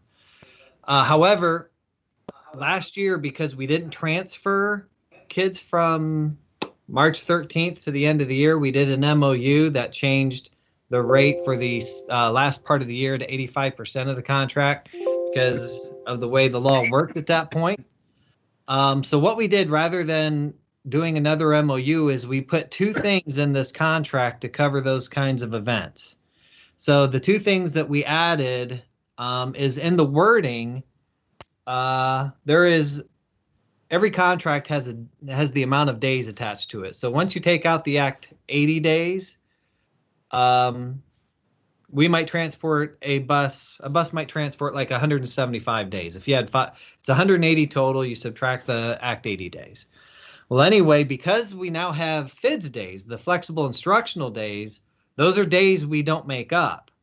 So what we're treating those like is the same as if we had school cancellations that we didn't make up. Now, typically when we have school cancellations, those days are added on. There's a part of the contract, and it's already written this way in our current contracts that we've had ever since I've been in this position, that says if a school day is not made up, like if we had a state of emergency day, then the governor said you didn't have to make that day up. The only part of the state formula that the contractor would get is the daily vehicle rate. They wouldn't get any of the mileage part of the contract, which is the major part of the daily rate of the contract. So what we added to that is we said any days that schools are closed and those days aren't made up, we added the words any school closures or flexible instructional days that aren't made up. So that way, during those flexible instructional days, it would lower the days of those contracts. So if we have 175 days on the contract, and then we have 5 days that are flexible instructional days, that contract becomes a 170-day contract. Does that make sense? Yes, no? Yeah, what is the rate for that then? Well, it's different by bus, Harry. The state formula does a whole formula of how many miles, how many students are on it, but then you go by how many days does that bus actually run. And what we're talking about now is flexible instructional days would decrease that total amount of days that the buses run by however many FIDS days we used. So if the contract was for 175 days, and this year we've used 5 FIDS days, that's now a 170-day contract. That's the only part that part changed. The other thing we had to account for is the MOU that you guys did, because the MOU that we did from March to the end of the year last year, had to do with remote learning days. Remember, they're different than flexible instructional days by law. Well, we used remote learning days already. If you remember, like from Thanksgiving to Christmas, for example, were all remote learning days. And the rules of all that was pretty similar. So what we did is we eliminated the MOU and just put the wording in the contract that basically says if we're on a remote learning day, then we stuck with that 85% number that we used in the spring. So the exact wording just says, in the event that days during the school year are utilized as remote learning days, days utilized for remote learning that are not identified as flexible instructional days, the district and bus companies agree to, and then it says the district agrees to pay the bus contractor 85% of the agreed upon amount as determined in the agreements. It's the same wording that you used in the MOU back in the spring. It's the exact same wording. The part in there that you wanted protected, which said that if they don't pay their people like they're supposed to, because the 15% that we're deducting is basically fuel costs. They're not running their buses, but they're still paying all their overhead. They're still paying all their people.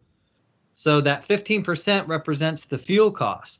But if for some reason, and they have to turn any documents into me, that's in this contract as well, the same that was in the MOU, they have to provide any documents that we request that show that they've continued to hold up their end of paying their people and their bills.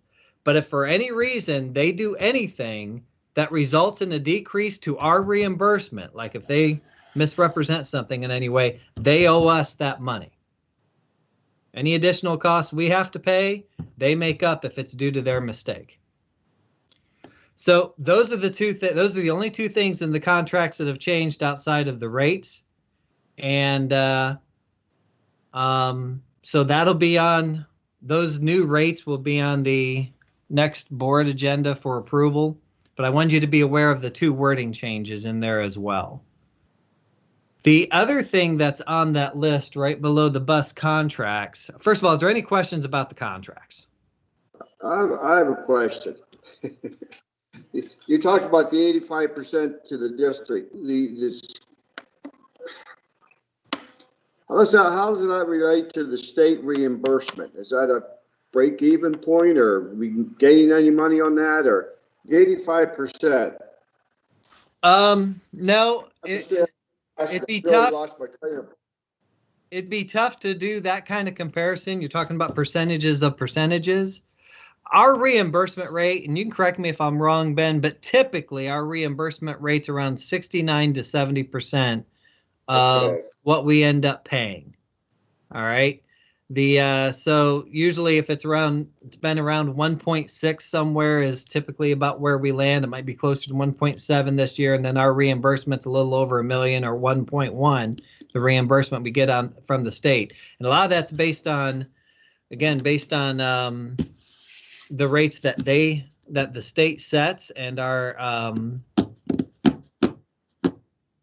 I guess I hate to interrupt, but I guess my original thought was, if the state's reimbursing us 70%, they're reimbursing us 70% of what Martin's would actually charge us, correct? Yes. And so in other words, okay, so we're actually gaining quite a bit then, a little bit, with the 85% reimbursement, with the 85%, somewhat. Yeah, we're definitely not paying as much. Right, okay. And again, that's going to be for a lot less days though, too, because if you remember last year, it was for March, most of March, all of April, and all of May. And so far, Dr. Armour, what's it been, 2.5, 3 weeks that we've used remote learning? Has it been 3 weeks? It was about 3 weeks. So depending on what happens from here on out, as long as we can stay in person and stuff, that's the only days it would apply to, is those 3 weeks. Mr. Kenyon is also, I actually went over the wording with him before going on here. So your solicitor's already seen this as well and put his okie dokie on it. Any other questions about the contracts? The second thing on the agenda there then is I talked to the bus company and to ask if they were willing to continue to work on state contract for the next 5 years. The reason I word it that way is because that's what they've been doing for years. You can put things out to bid. That's not what I'm recommending. You might get someone that initially would work for under state contract, but in talking with other districts and stuff, that's not typically where they stay. Sometimes you end up paying a little more. Sometimes you end up paying around state contract. We have 2 local school businesses that both are located within our district and utilize people within our district to drive. So not all drivers are within our district, but they do use quite a few people from within our district. And my recommendation is since they are willing to continue to work on state contract, not charge us more than what state contract does, my recommendation would be to lock them in for another 5 years. That allows them to plan and what buses they need to replace without working on a year-to-year contract, and it also locks them into having to work on that state formula for the next 5 years. If you're willing to do that, then I will work on getting something for you guys to look at. You would not approve that at the next meeting. But before I work on putting that proposal together, I just want your blessing in doing so before I put that work into that. If you're interested in looking at continuing with them for the next 5 years, I'll get it on the next board meeting as a first read for you.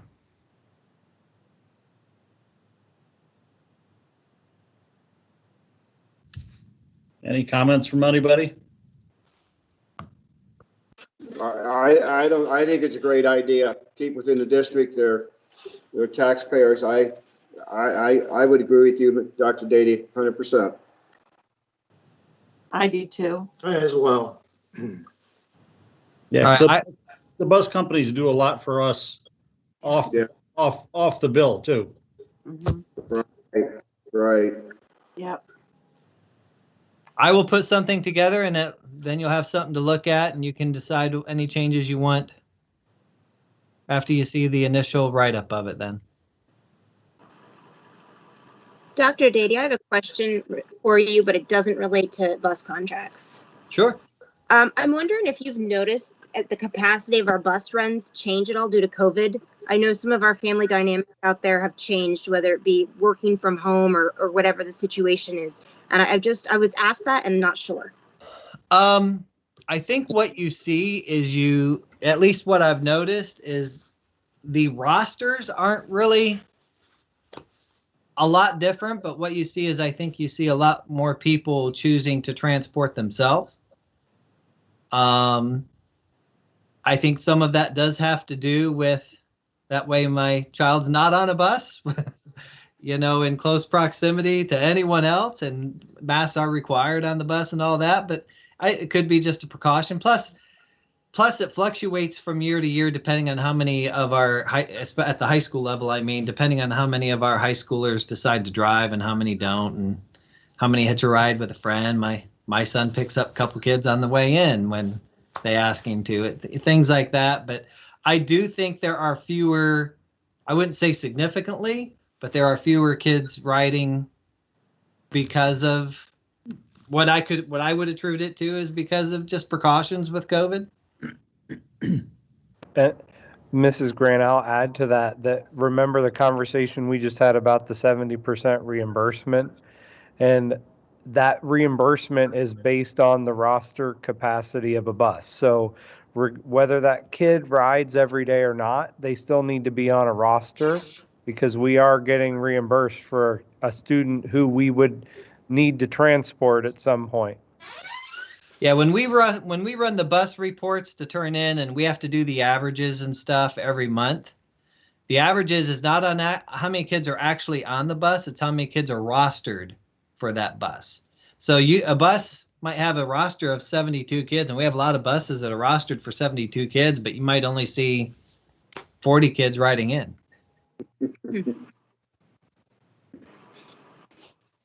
But the other side of that is that if those kids decided to ride, they have a seat available.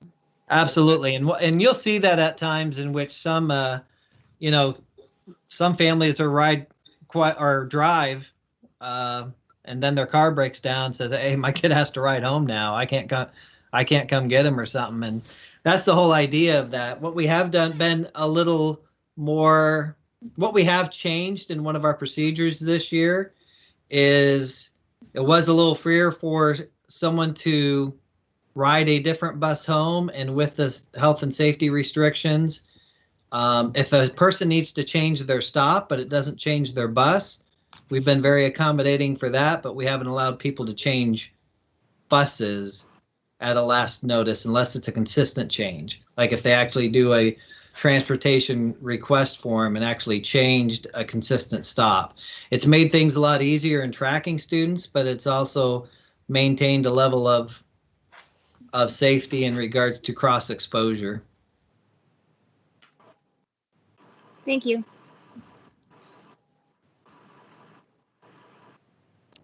Any other questions for Dr. Dady?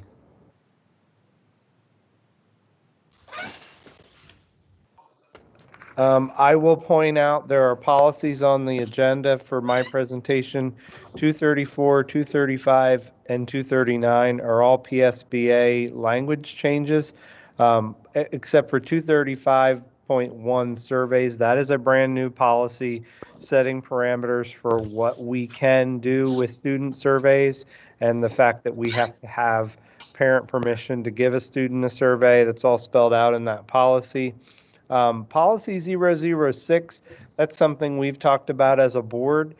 There is one language change on that policy, and it reflects our conversation about how we employ as a board Robert's Rules of Order with respect to things like the Sunshine Law. We do have to follow state law, so we need to make sure that we're guided, not governed by Robert's Rules of Order, as that policy change states. Policy 206, that is coming from a recommendation of the School Choice Committee. There are there's a paragraph and a sentence added in a section that I've titled School Choice. The basic idea of that is the recommendation of the committee is that we permit school choice, but we do it as an annual decision by August 1st, writing that request to the district. The request has to contain a reason. It has to help us adhere to administrative regulation policy 126 on class size, allow us to maintain a child's education throughout that year, and maintain sibling placement within buildings. So all of those things are contained in the language changes to policy 206. Questions about those? I had one on the 206 there. I think that we wanted to add where it says such requests must be made to the superintendent, that they must be made in writing. And it says email accepted, but it should say that it must be made in writing. Okay. Got it. Okay. Otherwise, you might get a phone call and have a message left that you missed. So you want to make sure they're in writing so you have some. I have a question about policy 235.1. You said this is not coming from PSBA? It is. It's a brand new policy from PSBA. Can you give me, I read it in its entirety, and truthfully, I don't like it. Could you give me some background as to where it's coming from? So what I have seen in the past is companies will ask for surveys, or research institutions will ask us to do surveys. In the event that that happens, you don't have any policy right now in giving a survey. So we would have this policy to protect us if we wanted to say no, or if we wanted to do a survey. This policy gives a step-by-step what we have to do, informing parents, giving them the ability to have their kids opt out. You don't have anything on the books right now about giving surveys in buildings. Is that something that comes up a lot? It does, a lot. Yeah, it does. How are we currently handling it, given that we don't have a policy on it? I try to discourage it because we don't really have guidelines. All right. We get things like university research requests or someone doing a dissertation and wants to survey kids in a building, depending on what that research interest is. And right now, there's no established process for saying yes or no. Okay.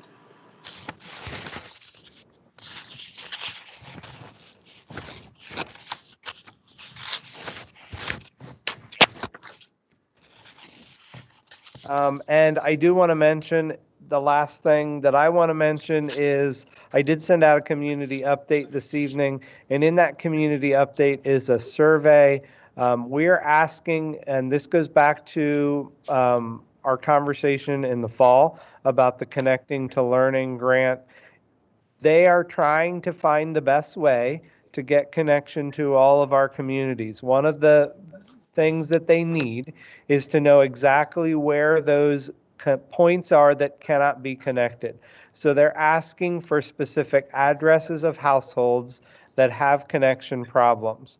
So in that survey, we're asking for just the name of the person completing the survey, which building the child may attend, and we are also offering that to staff as well. It really is, they want an address that they can go. The company will go around and try and figure out a way in each part of the district where we see places that are unconnected. What is the best way to get a connection to that point? So please, that letter is posted on the district website. I encourage people to take that survey. It will help us locate places that don't have the ability to connect, and then the company will be able to go out, not on your property, but on the road, and figure out from that point where is a best way to get connection to that location. Thank you.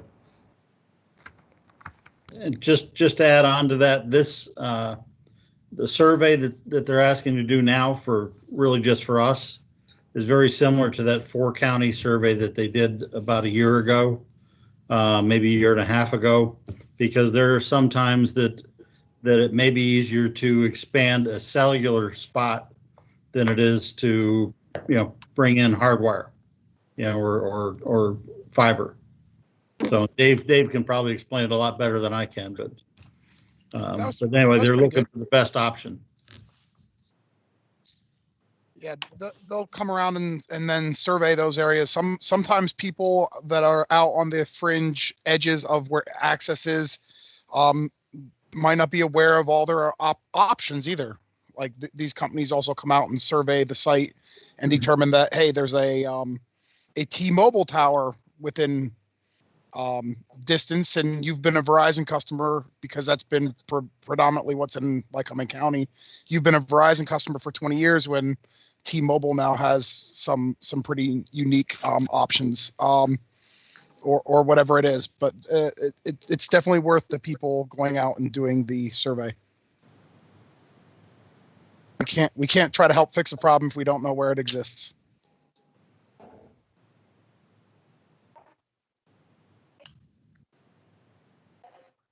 All right, thank you all. That's my report, Mr. President. Thank you, Dr. Ulmer. At this point, we'll open up to public comment. So if we could announce the phone numbers and open up the phone lines. The number is 570-398-5576. Again, 570-398-5576. It's 907.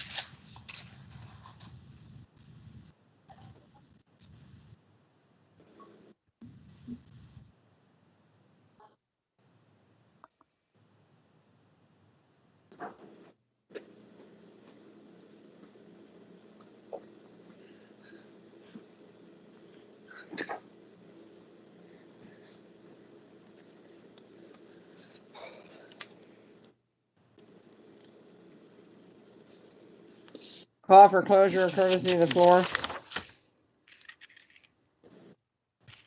Okay, we have a motion, we have a second. I'll second that, Patrice.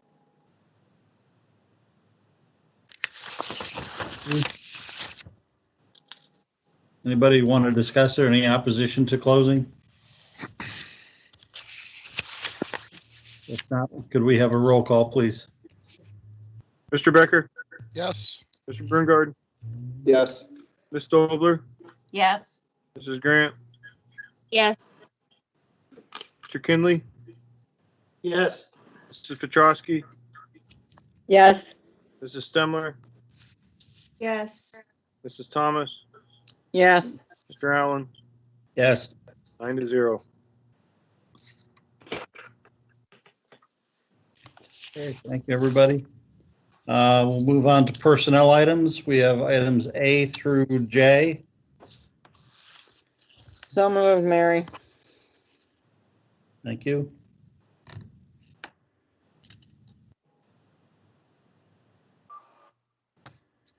I'll second that. Patrice? Yes.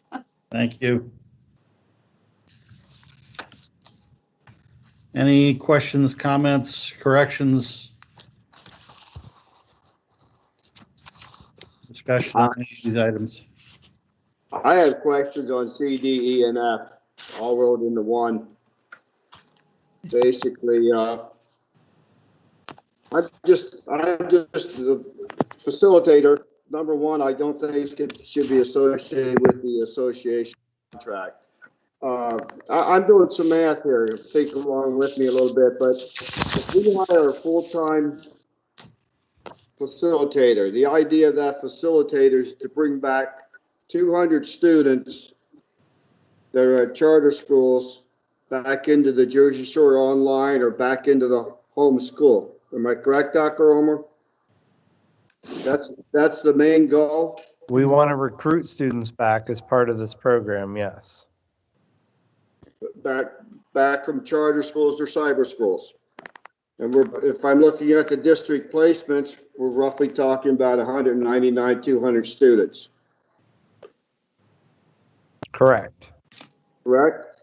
Okay, if we create, again, this is my thing, it's numbers. If we create a full-time facilitator to bring these kids back, 200 kids. This person works from, let's say, 8 to 3, that's 7 hours, give them a half-hour lunch, whatever. You're talking about 390 minutes out of the day. If you, I don't know how this is going to take place, but I'm just thinking if you call a parent, you're going to have to talk to the parents or the student to get their students back into school for let's say 10 minutes. You're talking 39 students per day that this person should be able to reach, theoretically, probably not. If you reach 39 per day at 200 kids, it's going to take you 5 days to reach all these kids. Now, granted, you're going to have to do some follow-up phone calls and everything else, but to create a full-year job for something like this, to me, is, I don't know what this person is going to do. If you're going to have a secretary, I mean, if you want a full-time job, to me, you ought to be able to hire a facilitator and have him do the secretary work to take some of the load off of the personnel within the school district itself. And again, the second year, the minute the COVID is kind of declining a little bit, I'm thinking that a lot of these kids may come back on their own. I just can't see a full-time position, especially 2 of them. I know there's CARES monies there, but to me, it's I don't know. That's just my feelings. Though. I just can't go along with something like this. The second year of this job, to me, that I would be bored to death. I would not know what to do with all the time in my hands, unless you actually enrolled the two of them into one. So Harry, on the job description, it says identify, monitor, and provide services to students who are struggling to be successful in virtual coursework. I mean, this person's doing way more than just recruiting kids back. They're actually helping facilitate the kids who are in our current JSAL system to make sure that they're successful and don't leave. It's not just recruiting the kids back, it's making sure that the kids that are on our online system, our virtual academy, whatever you want to call it, JSAL, are being successful in completing their coursework. There's a lot of responsibilities listed in the job description that would describe what this person does every day. And they're not going to be just calling 39 kids a day. They're going to be doing the day-to-day maintenance of the online system, right, Dr. Almer? All that stuff's in there. That is correct. It's still not a full-time job. It's more than a full-time job, Harry. It's going to go hand in hand. It's probably more than a full-time job. We've been trying to go this direction probably for 15 years. And we're finally getting to the point where our teachers are I mean, the goal was to always get our teachers to be the teachers for our online training. And we probably come now to the position that teachers are getting more comfortable and are going to be able to do that. This person will probably not have much free time, if any free time at all.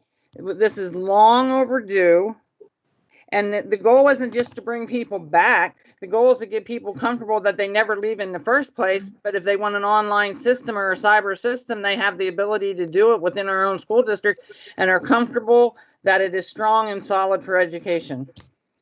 I agree that we need somebody to bring these kids back and to work with these kids, but I just can't see, especially two positions, bring it back. That's just my feelings, and I would hope, I'm sure it's going to pass, but again, to put the person into the association contract as a teacher, I don't know. I just think you could hire somebody with a great personality and could bring these kids back and work with these kids with the programs that they're already in with JSOL. And hopefully our teachers get on board and we'll have our own program with the teachers.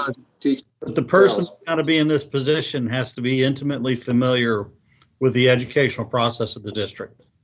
It can't just be somebody you put an ad in the paper and they got a nice personality.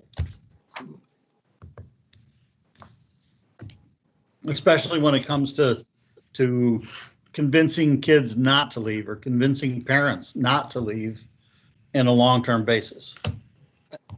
And I'd like to also point out this significantly reduces the load that our counselors are in effect having right now. You talk about like all the mental health side effects of COVID and all these other things and all the scheduling and all the things that the counselors are doing right now. They're doing all this on top of it.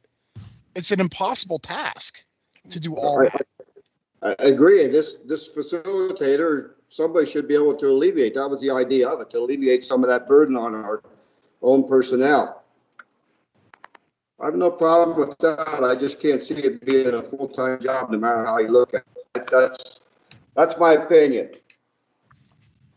I have a question on the terms of employment. It says JSAEA contract. Is the contract going to be, or is this employee going to be under the same terms as teacher's contract as far as benefits and correct the salary matrix? Correct.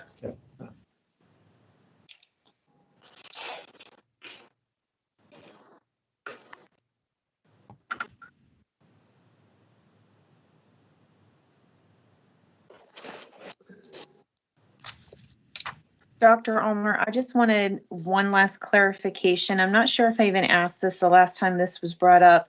I know that you had planned on using the CARES money to fund this position, but is that for 2 years? Do you know? It's 2 It years. is 2 years till June 2023. Okay. After that, are you just going to assess like the progress at that point? It's not an automatic.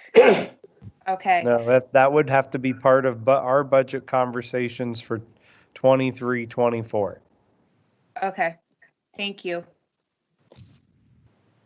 Dr. To build off of what Mrs. Stemler just said, the person that, assuming if this passes, would know that, correct? That they're under, I guess, a grant position, if you will. It would be, and because of the way your contract is worded, this position would need to be opened up on bid day. So a current staff member could bid into this position and then bid back out of it if the board decides not to continue the position. Thank you. Let me ask you this, along that was one of my concerns too, that after 2 years in this position with CARES money being paid for it, this person would, if you're picking somebody fresh out of college, they would be tenured at the time. If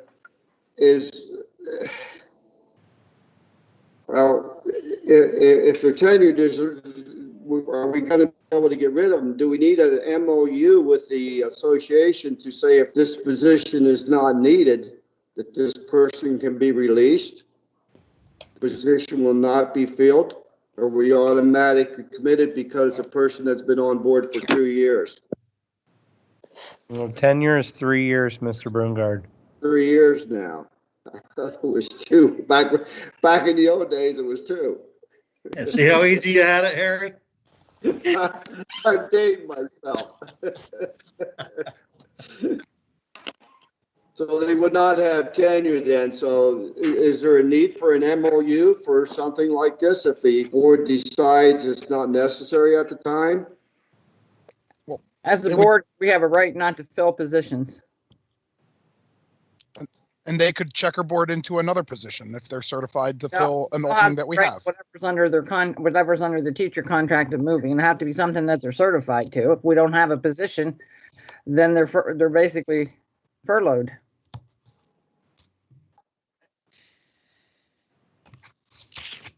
And that would only be the facilitator position that's in the association. Correct.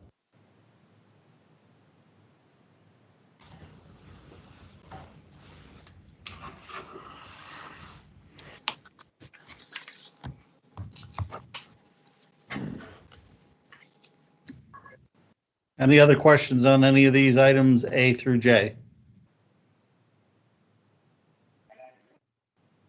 Can you pull them for a separate vote? Which ones? That's a good question. I have no problem.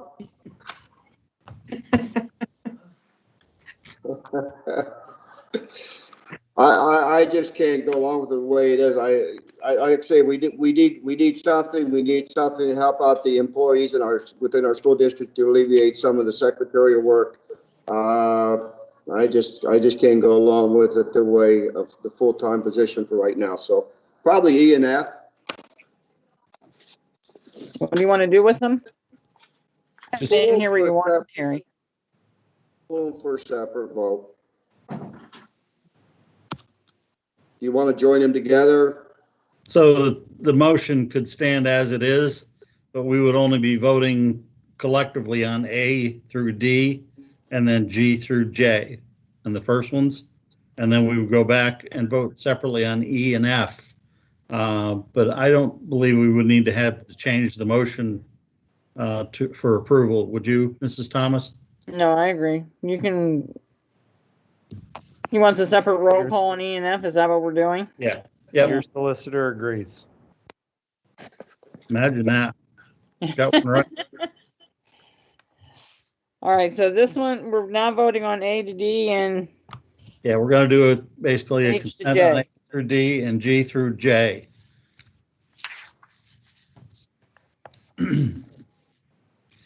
So, could we have a roll call on A through D and G through J, Mr. Enders?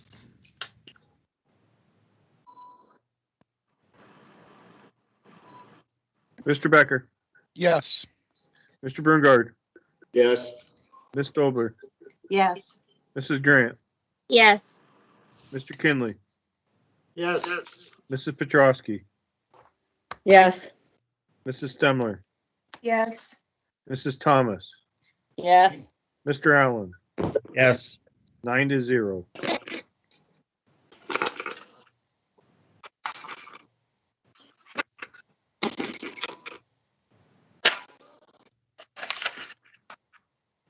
And now we'll have a roll call on E separately.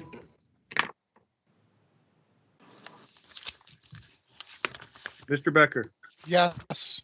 Mr. Brungard, No. Ms. Dobler, Yes. Mrs. Grant, Yes. Mr. Kinley, Yes. Mrs. Petrowski, Yes. Mrs. Stemler, Yes. Mrs. Thomas, Yes. Mr. Allen, Yes. 8-1.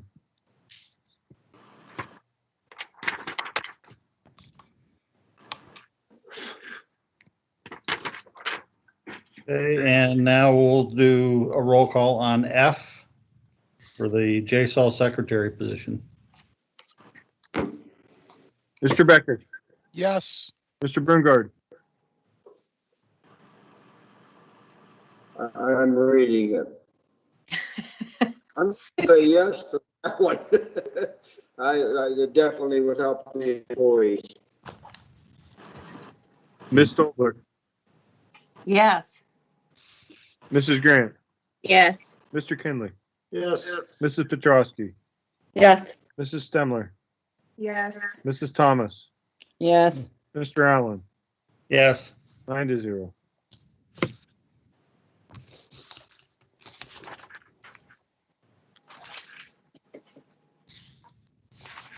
Okay.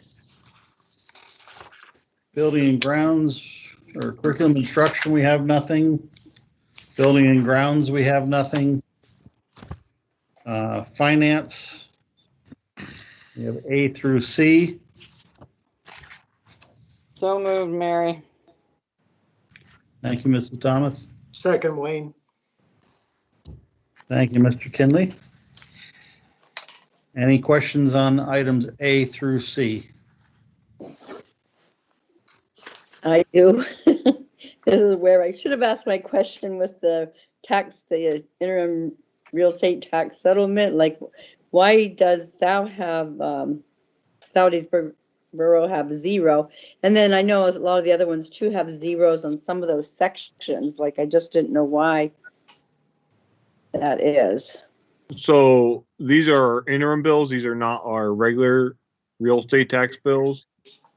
And so Salisbury did not have any interim bills issued last year and this year for in those years. And what does interim bills mean? Like that? You get an interim bill when you do basically a land improvement. When you go do a building, when you get a building permit, that's what triggers an interim bill. Oh. Because their amount of their house is upgraded to more. When they do a building improvement or a construction project on your home, you need to get a building permit. And that's what starts the process for the county to issue and update your assessed values of your property. And what they'll do is once you complete that property, in the middle of the year, you'll get what's called an interim bill based on the new assessed value of the property. Oh, okay. All right, thanks. Yep. And what is the tax settlement exactly? So we are required to essentially settle our taxes. Our collection window runs from July to December. If you look at your tax bill, you have a discount period, you have a regular period, and you have your penalty period. The penalty period ends in December. Yeah. After that ends, we then go what's called settlement, which is what you're doing tonight. And though all the unpaid taxes get turned over to the counties to be collected as then delinquent. Okay. I have a question about that. Delinquent taxes. Maybe now's not the time to ask, but back in the audit, I saw that there were delinquent real estate taxes in the amount of over $1 million that is collectible according to the audit. Now, is somebody working on that? Did we hire a firm to collect that money, or? The two county offices Yes. get paid. They assign their own fees and fines and interest on those bills, and then when they're collected, that's when they get paid as well. Oh. Okay. The 872,000 delinquent, would you say that that's a little higher this year because of COVID, or pretty much in line with previous years? This is 92% collections has been where we've been for the past couple of years, so we're doing pretty good. Okay.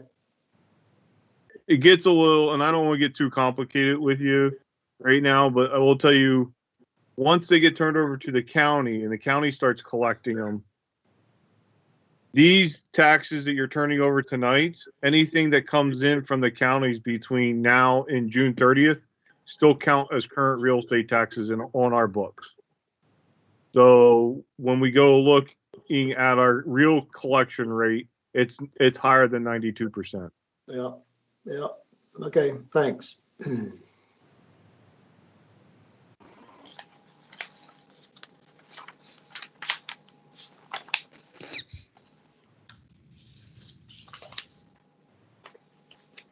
Any other questions on A through C?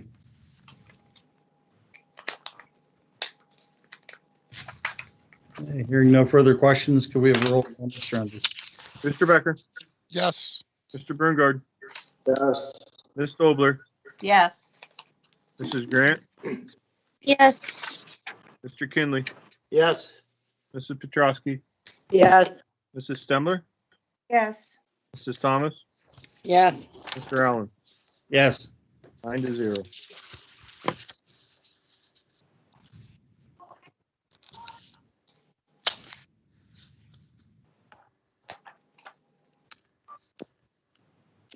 Okay, we'll move on to miscellaneous. We have A through H. So moved, Mary. Thank you, Mrs. Thomas. A second. Thank you, Mr. Brungard.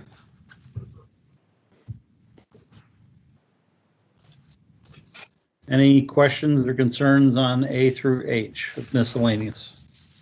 What's the basic premise of D? I mean, where is it going to be used?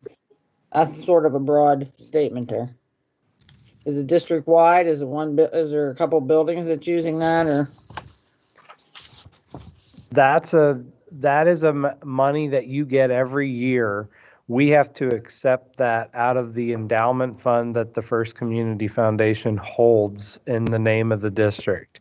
I believe that, Mr. Enders, is scholarships, or is that the money that we have to determine? I believe that's the money we have to determine. But that's not new. You get that every year. I was just questioning, the use is pretty broad there. I just didn't know if there was anything specific that it went to, but you haven't decided yet. I think that's the language from the endowment. Okay.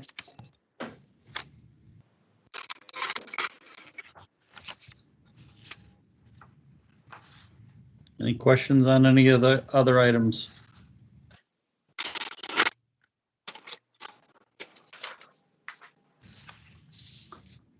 Okay, hearing none, could we have a roll call, please, Mr. Enders? Mr. Becker? Yes. Mr. Brungard?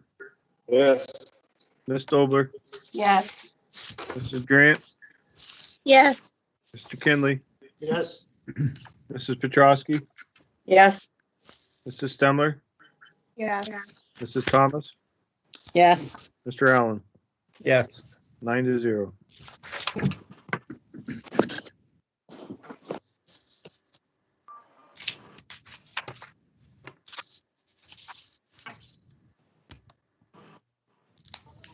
Okay, moving on to old business, and this is just a summary of the recommendations of the Capital Projects Committee regarding the Hunt study and where do we go next.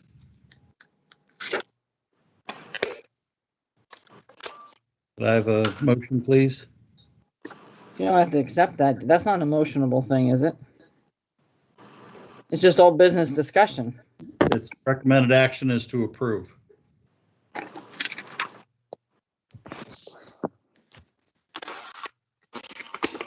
Motion, Wayne.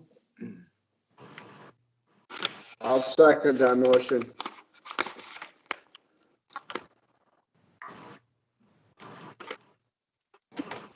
Any questions on these? Particularly from those of you that were unable to attend that meeting? I think we need to talk about all this a little bit more. So what you would do would be to ask them to ask Hunt Engineering to do 1 through 5, correct?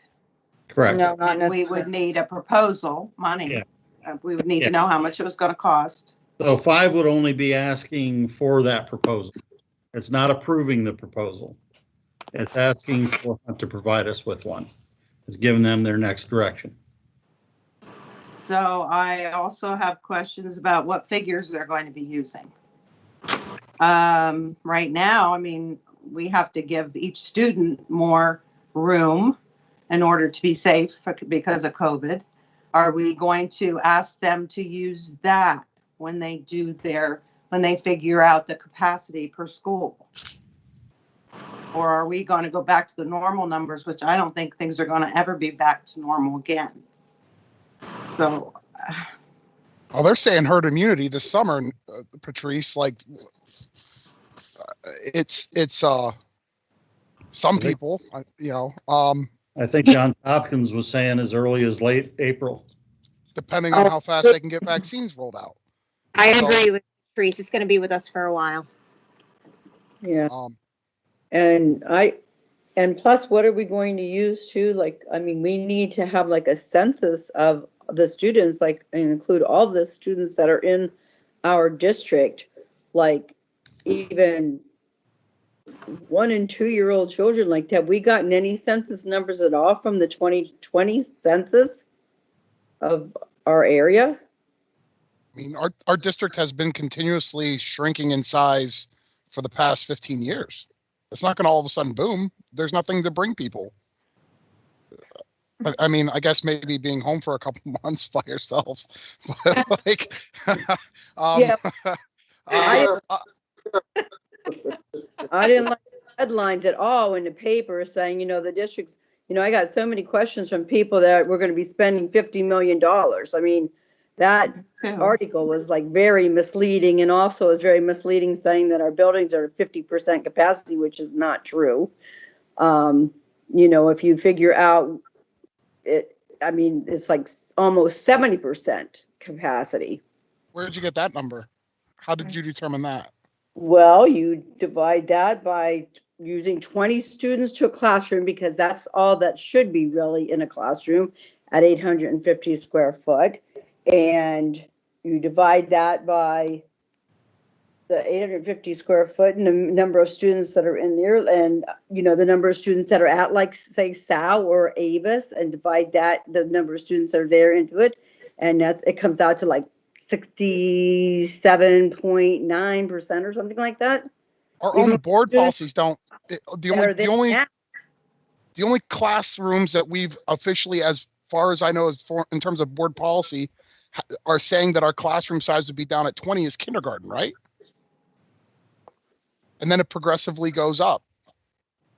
Well, 25 is too many students in an elementary classroom. Based on what?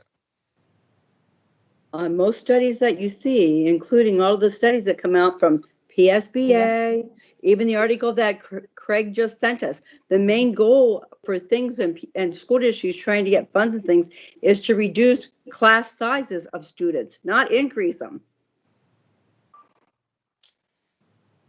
We get those studies like every single day in our emails. Well, and these are all questions that we can, if they do, I mean, if we acquire a proposal from them, they would be presenting that proposal again at a board meeting. Because we would have to vote whether to accept their proposal to do that study. Craig, can I make a comment in a minute? These particular goals came out of the Capital Projects Committee that was done on February the 10th. That meeting was held, and it was held publicly. So those people that are watching tonight or they're in the public, if they want more information on it, they can. It was about an hour meeting. They can go out and watch it online, and they might have some more background on where these goals came from. But basically, from the committee, after much discussion, we felt that this is the kind of information that is still needed to make a rational and complete decision. And these decisions might not all be made in the Capital Projects Committee, but this is what the committee says we need to have to move forward. And with 2 and 3 and 4, basically, on the meeting March the 8th, according to Dr. Ulmer, the people from our company that does our finances and that does our bond reissuing is going to come and give us a presentation on what that is. So that's how that's going to be taken care of, so that information gets out. And number 5, the proposal, that's what we're asking Hunt Engineer to give us a proposal on what it would take and cost to do something like the space utilization and educational space planning. 1 and 2 is to basically, this is our goals, our mission, so to speak. We want the efficiency of our district systems, and we want to maximize the use and availability of district funds. But if anyone has more information that they'd like to hear, they can hear that meeting, because it was done publicly, virtually online. And again, when Hunt does their proposal, we can ask them about their methodology, how they're going to calculate these things. And what square footage they're using, how many students per square foot, all those things. I mean, they're the industry experts, or their business is to be experts in industry, whether it's from evaluating how much upgrades are going to cost. They have a baseline. They do studies in multiple states. So again, we're not saying that we're going to get a utilization study tonight, but that we're just going to ask for one.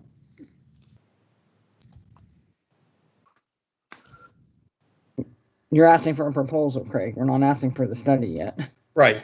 Yeah. We're going to ask for a proposal. You know, and what would that include, and how much would it cost? And then that has to be board approved. Right.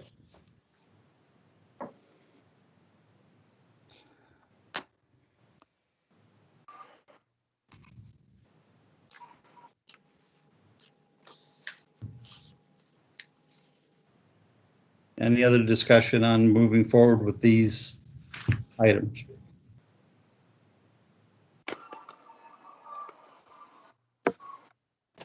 I don't have any actual discussion. I just want to commend the committee that I think these are great goals to pursue. So thank you for all of your time and effort.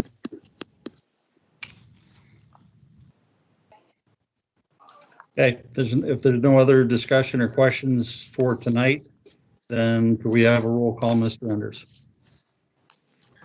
Mr. Becker, Yes. Mr. Brungard, Yes. Ms. Dobler, No. Mrs. Grant, No.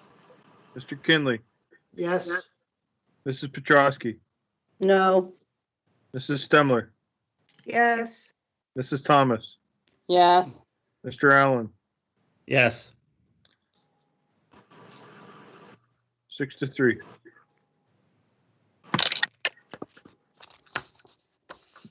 Okay.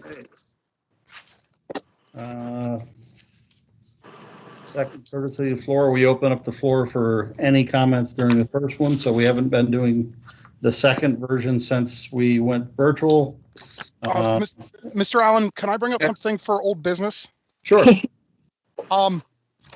So I did some research on the health careers program that we voted not to institute. A couple things that I think the public should know. First off, in researching Lycoming and Clinton County, we're the only school district in Lycoming and Clinton County that does not directly offer a health careers vocational program, career and technical program to our high school students. All the other school districts, one way or another, are either contracted to send their students to Williamsport School District or sending their students to Lyco CTC. All of them in Lycoming and Clinton County. We're the only one that doesn't offer it. B, I think we need to revisit this and reconsider it. In IU 17, we're one of 4 school districts that doesn't have it. The only other school districts are in Tioga County. All the school districts in Bradford County, Sullivan County, and of course Lycoming all offer it. We're one of 4, and those are really tiny districts compared to us in terms of population that don't offer that.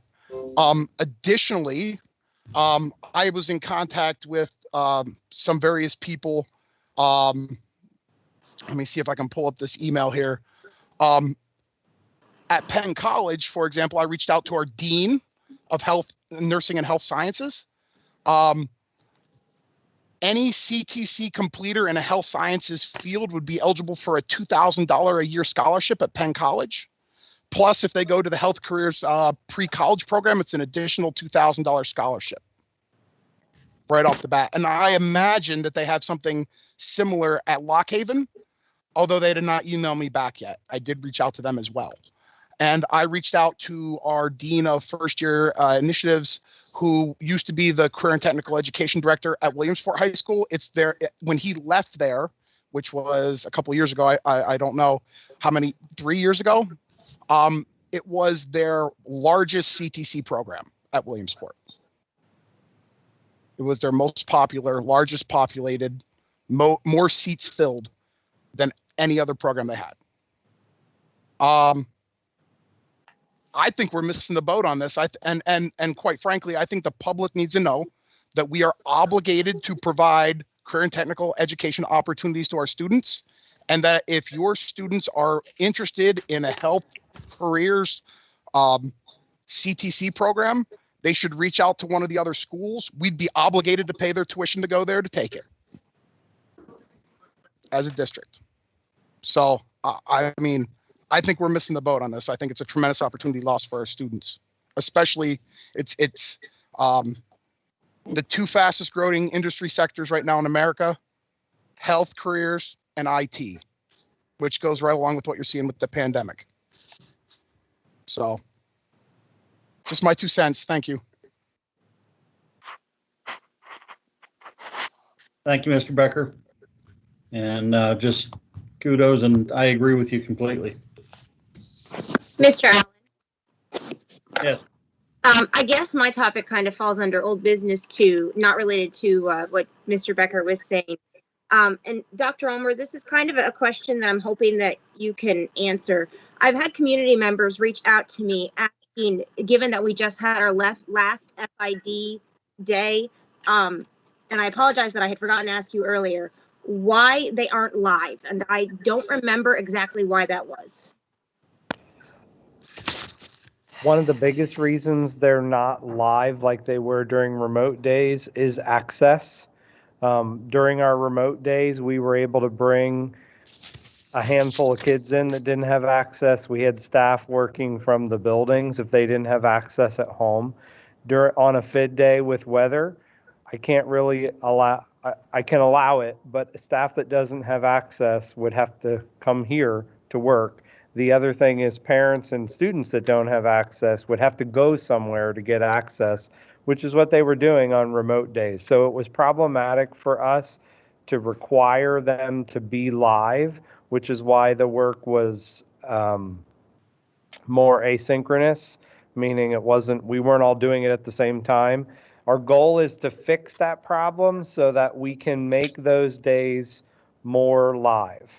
But until we can get to a point where everybody has access, I can't require people to be on at a given time every day if, mom and dad might still have to go to work and no one's there to take me to grandma's house, and I really shouldn't be walking down through town while it's not nice out. So we're staying in that asynchronous mode for right now. It's something we did talk about for next year, and you heard Pat say already, our ability for teachers to make phone calls through Teams may help some of that situation, that a teacher could be at home and make a phone call through Teams, and they can contact students whether they're in the building or not, and it's from a district phone. So we have things in place to increase that engagement. We're just not there yet. And I know that of all of the concerns I hear about FID days, that is the concern that I hear. So everybody likes them other than that one thing. And we are putting fixes in place for next year to make that better. The other thing that people that I've heard from various community members, and I can attest to this, there was a great deal of varying workloads among different grades and buildings. I mean, some had full days worth of work while others had 20 minutes. So that's the other biggest thing that I'm hearing. I'm hearing that too. I'm hearing that as well, quite a bit. We're working on it. Yeah.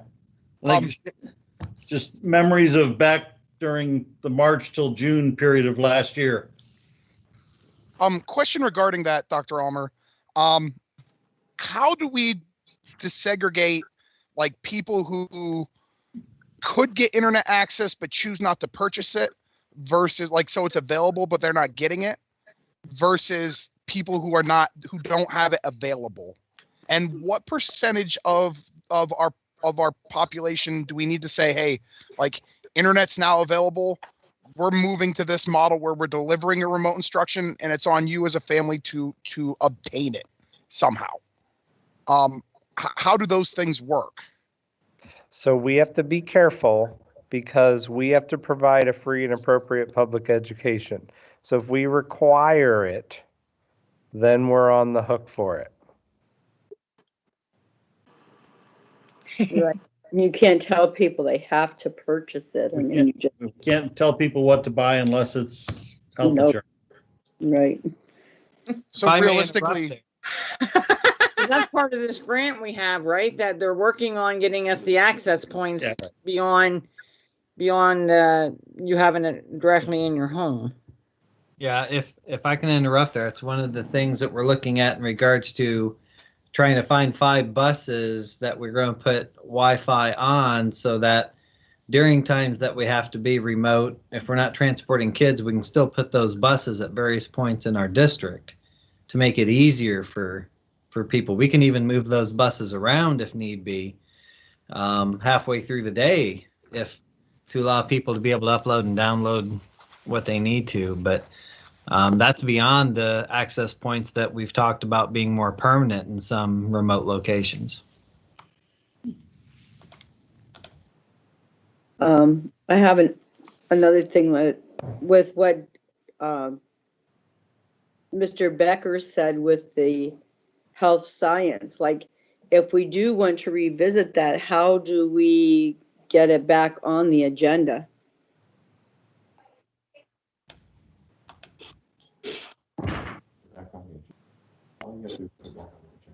Because I kind of thought that we were going to I didn't think it was a dead. Chris, doesn't one of the no votes have to bring it back? He just said to me in my ear that that's only if it's in the same meeting, so it could be placed back on the agenda. But how do you get it placed on the agenda? Do we have to vote to have it put on the agenda? You have to request it through Craig. And the solicitor reminded me to tell you that any board member can make a motion at any time. Okay. I have a question for Mr. Becker. Yes. And because this was in the paper, I need to ask you in public because I've received a lot of phone calls over this. But I do research, and when I heard you say the 50% capacity, I tried to find that and I could not find that. Where did you get that number? It was in the last report that the previous architect gave, and it was presented in public. The Crabtree one. The Crabtree report. If it Okay. wasn't 50%, it was 51. I mean, it was right at 50% capacity is where they had both Saldiesburg and Avis. I can dig that up. I haven't been able to. That's no longer on our website. I have not been able to download that. I was trying to find it somewhere so that I could research it. Do you happen to have that? I'm sorry. I have it. I'll get you a copy.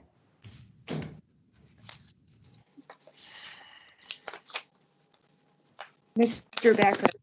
Yes. I just wanted to let you know that I totally support what you said earlier concerning having the CTE pathway, that we missed the boat on that. Even though I voted yes, I would continue to vote yes. And I'd like to make a motion to bring that back around again, Mr. Allen, if I could, for the next board meeting that we have. And I want to just try to explain from my point of view, in case it helps anybody else, just having a little bit of experience on the board the past several years, and there not being any money to be able to spend concerning programming at all. In fact, the years that I've been on the board, it was all about what can we get rid of instead of what is it that we can add to benefit the majority of our students. And even though this is going to be at the high school level, the best part that I think we're missing out on is that it's not costing us a dime.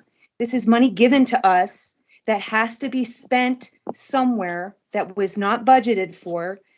And I totally support Mr. Keene in what he sees at the high school level on what some of the students have been interested in and asking for. I don't see it as, I guess, a waste of time and effort or money by any means. I see it only being able to benefit students, and solely for the fact that it gives them another pathway to pursue that's not going to be any cost to us in essence. And why not try out some program that actually may surprise all of us? We have no idea where it may lead and what partnerships we could partner with outside of just our school when it comes to private practices, hospitals. The sky's the limit in essence. We don't know where that would take us, but we will never know if we're not willing to try and put forth that effort to see what may happen through this program. We'll have this for discussion again on our next board meeting. Thank you. And I think we have to remember too, we're not really, we're providing a pathway. We're not providing a specific destination. Correct. These kids that go into the health careers pathway is just to, it'll largely expose them to health careers in general, because there's, some of those kids, maybe they want to be a PA. Other ones may decide they want to go into nursing and then be a CRNP. Other ones may go into physical therapy, athletic training. Everybody has different interests, but we want to make sure that we give them the pathway and the exposure so they know what's out there.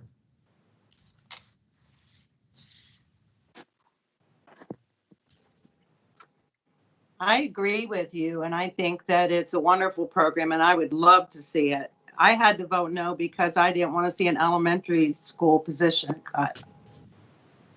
That's why I voted no when I did several weeks ago.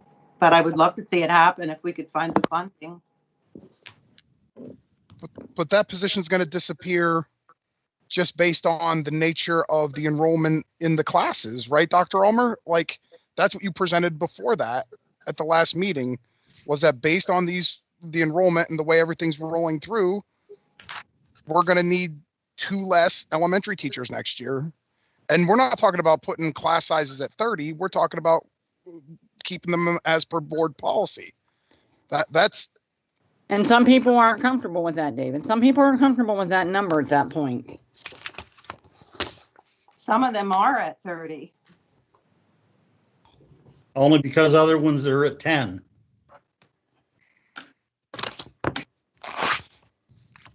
And we must remember that special education is now out in Salisbury and Havis too.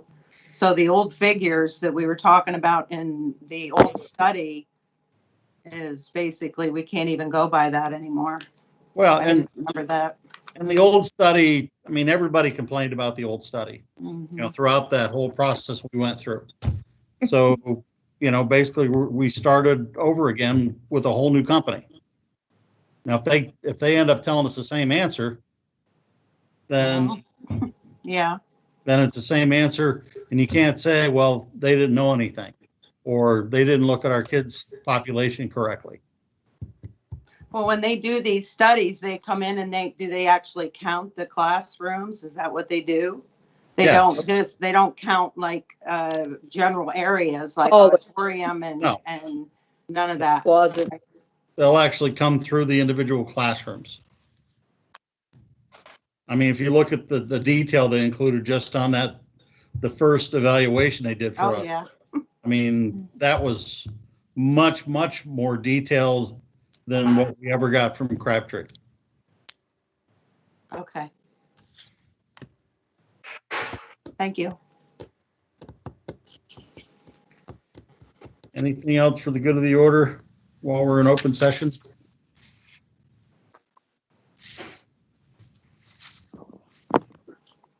Okay, if not, we'll move into executive session at 10:02. And for legal and personnel, and when we come out, there'll be no additional business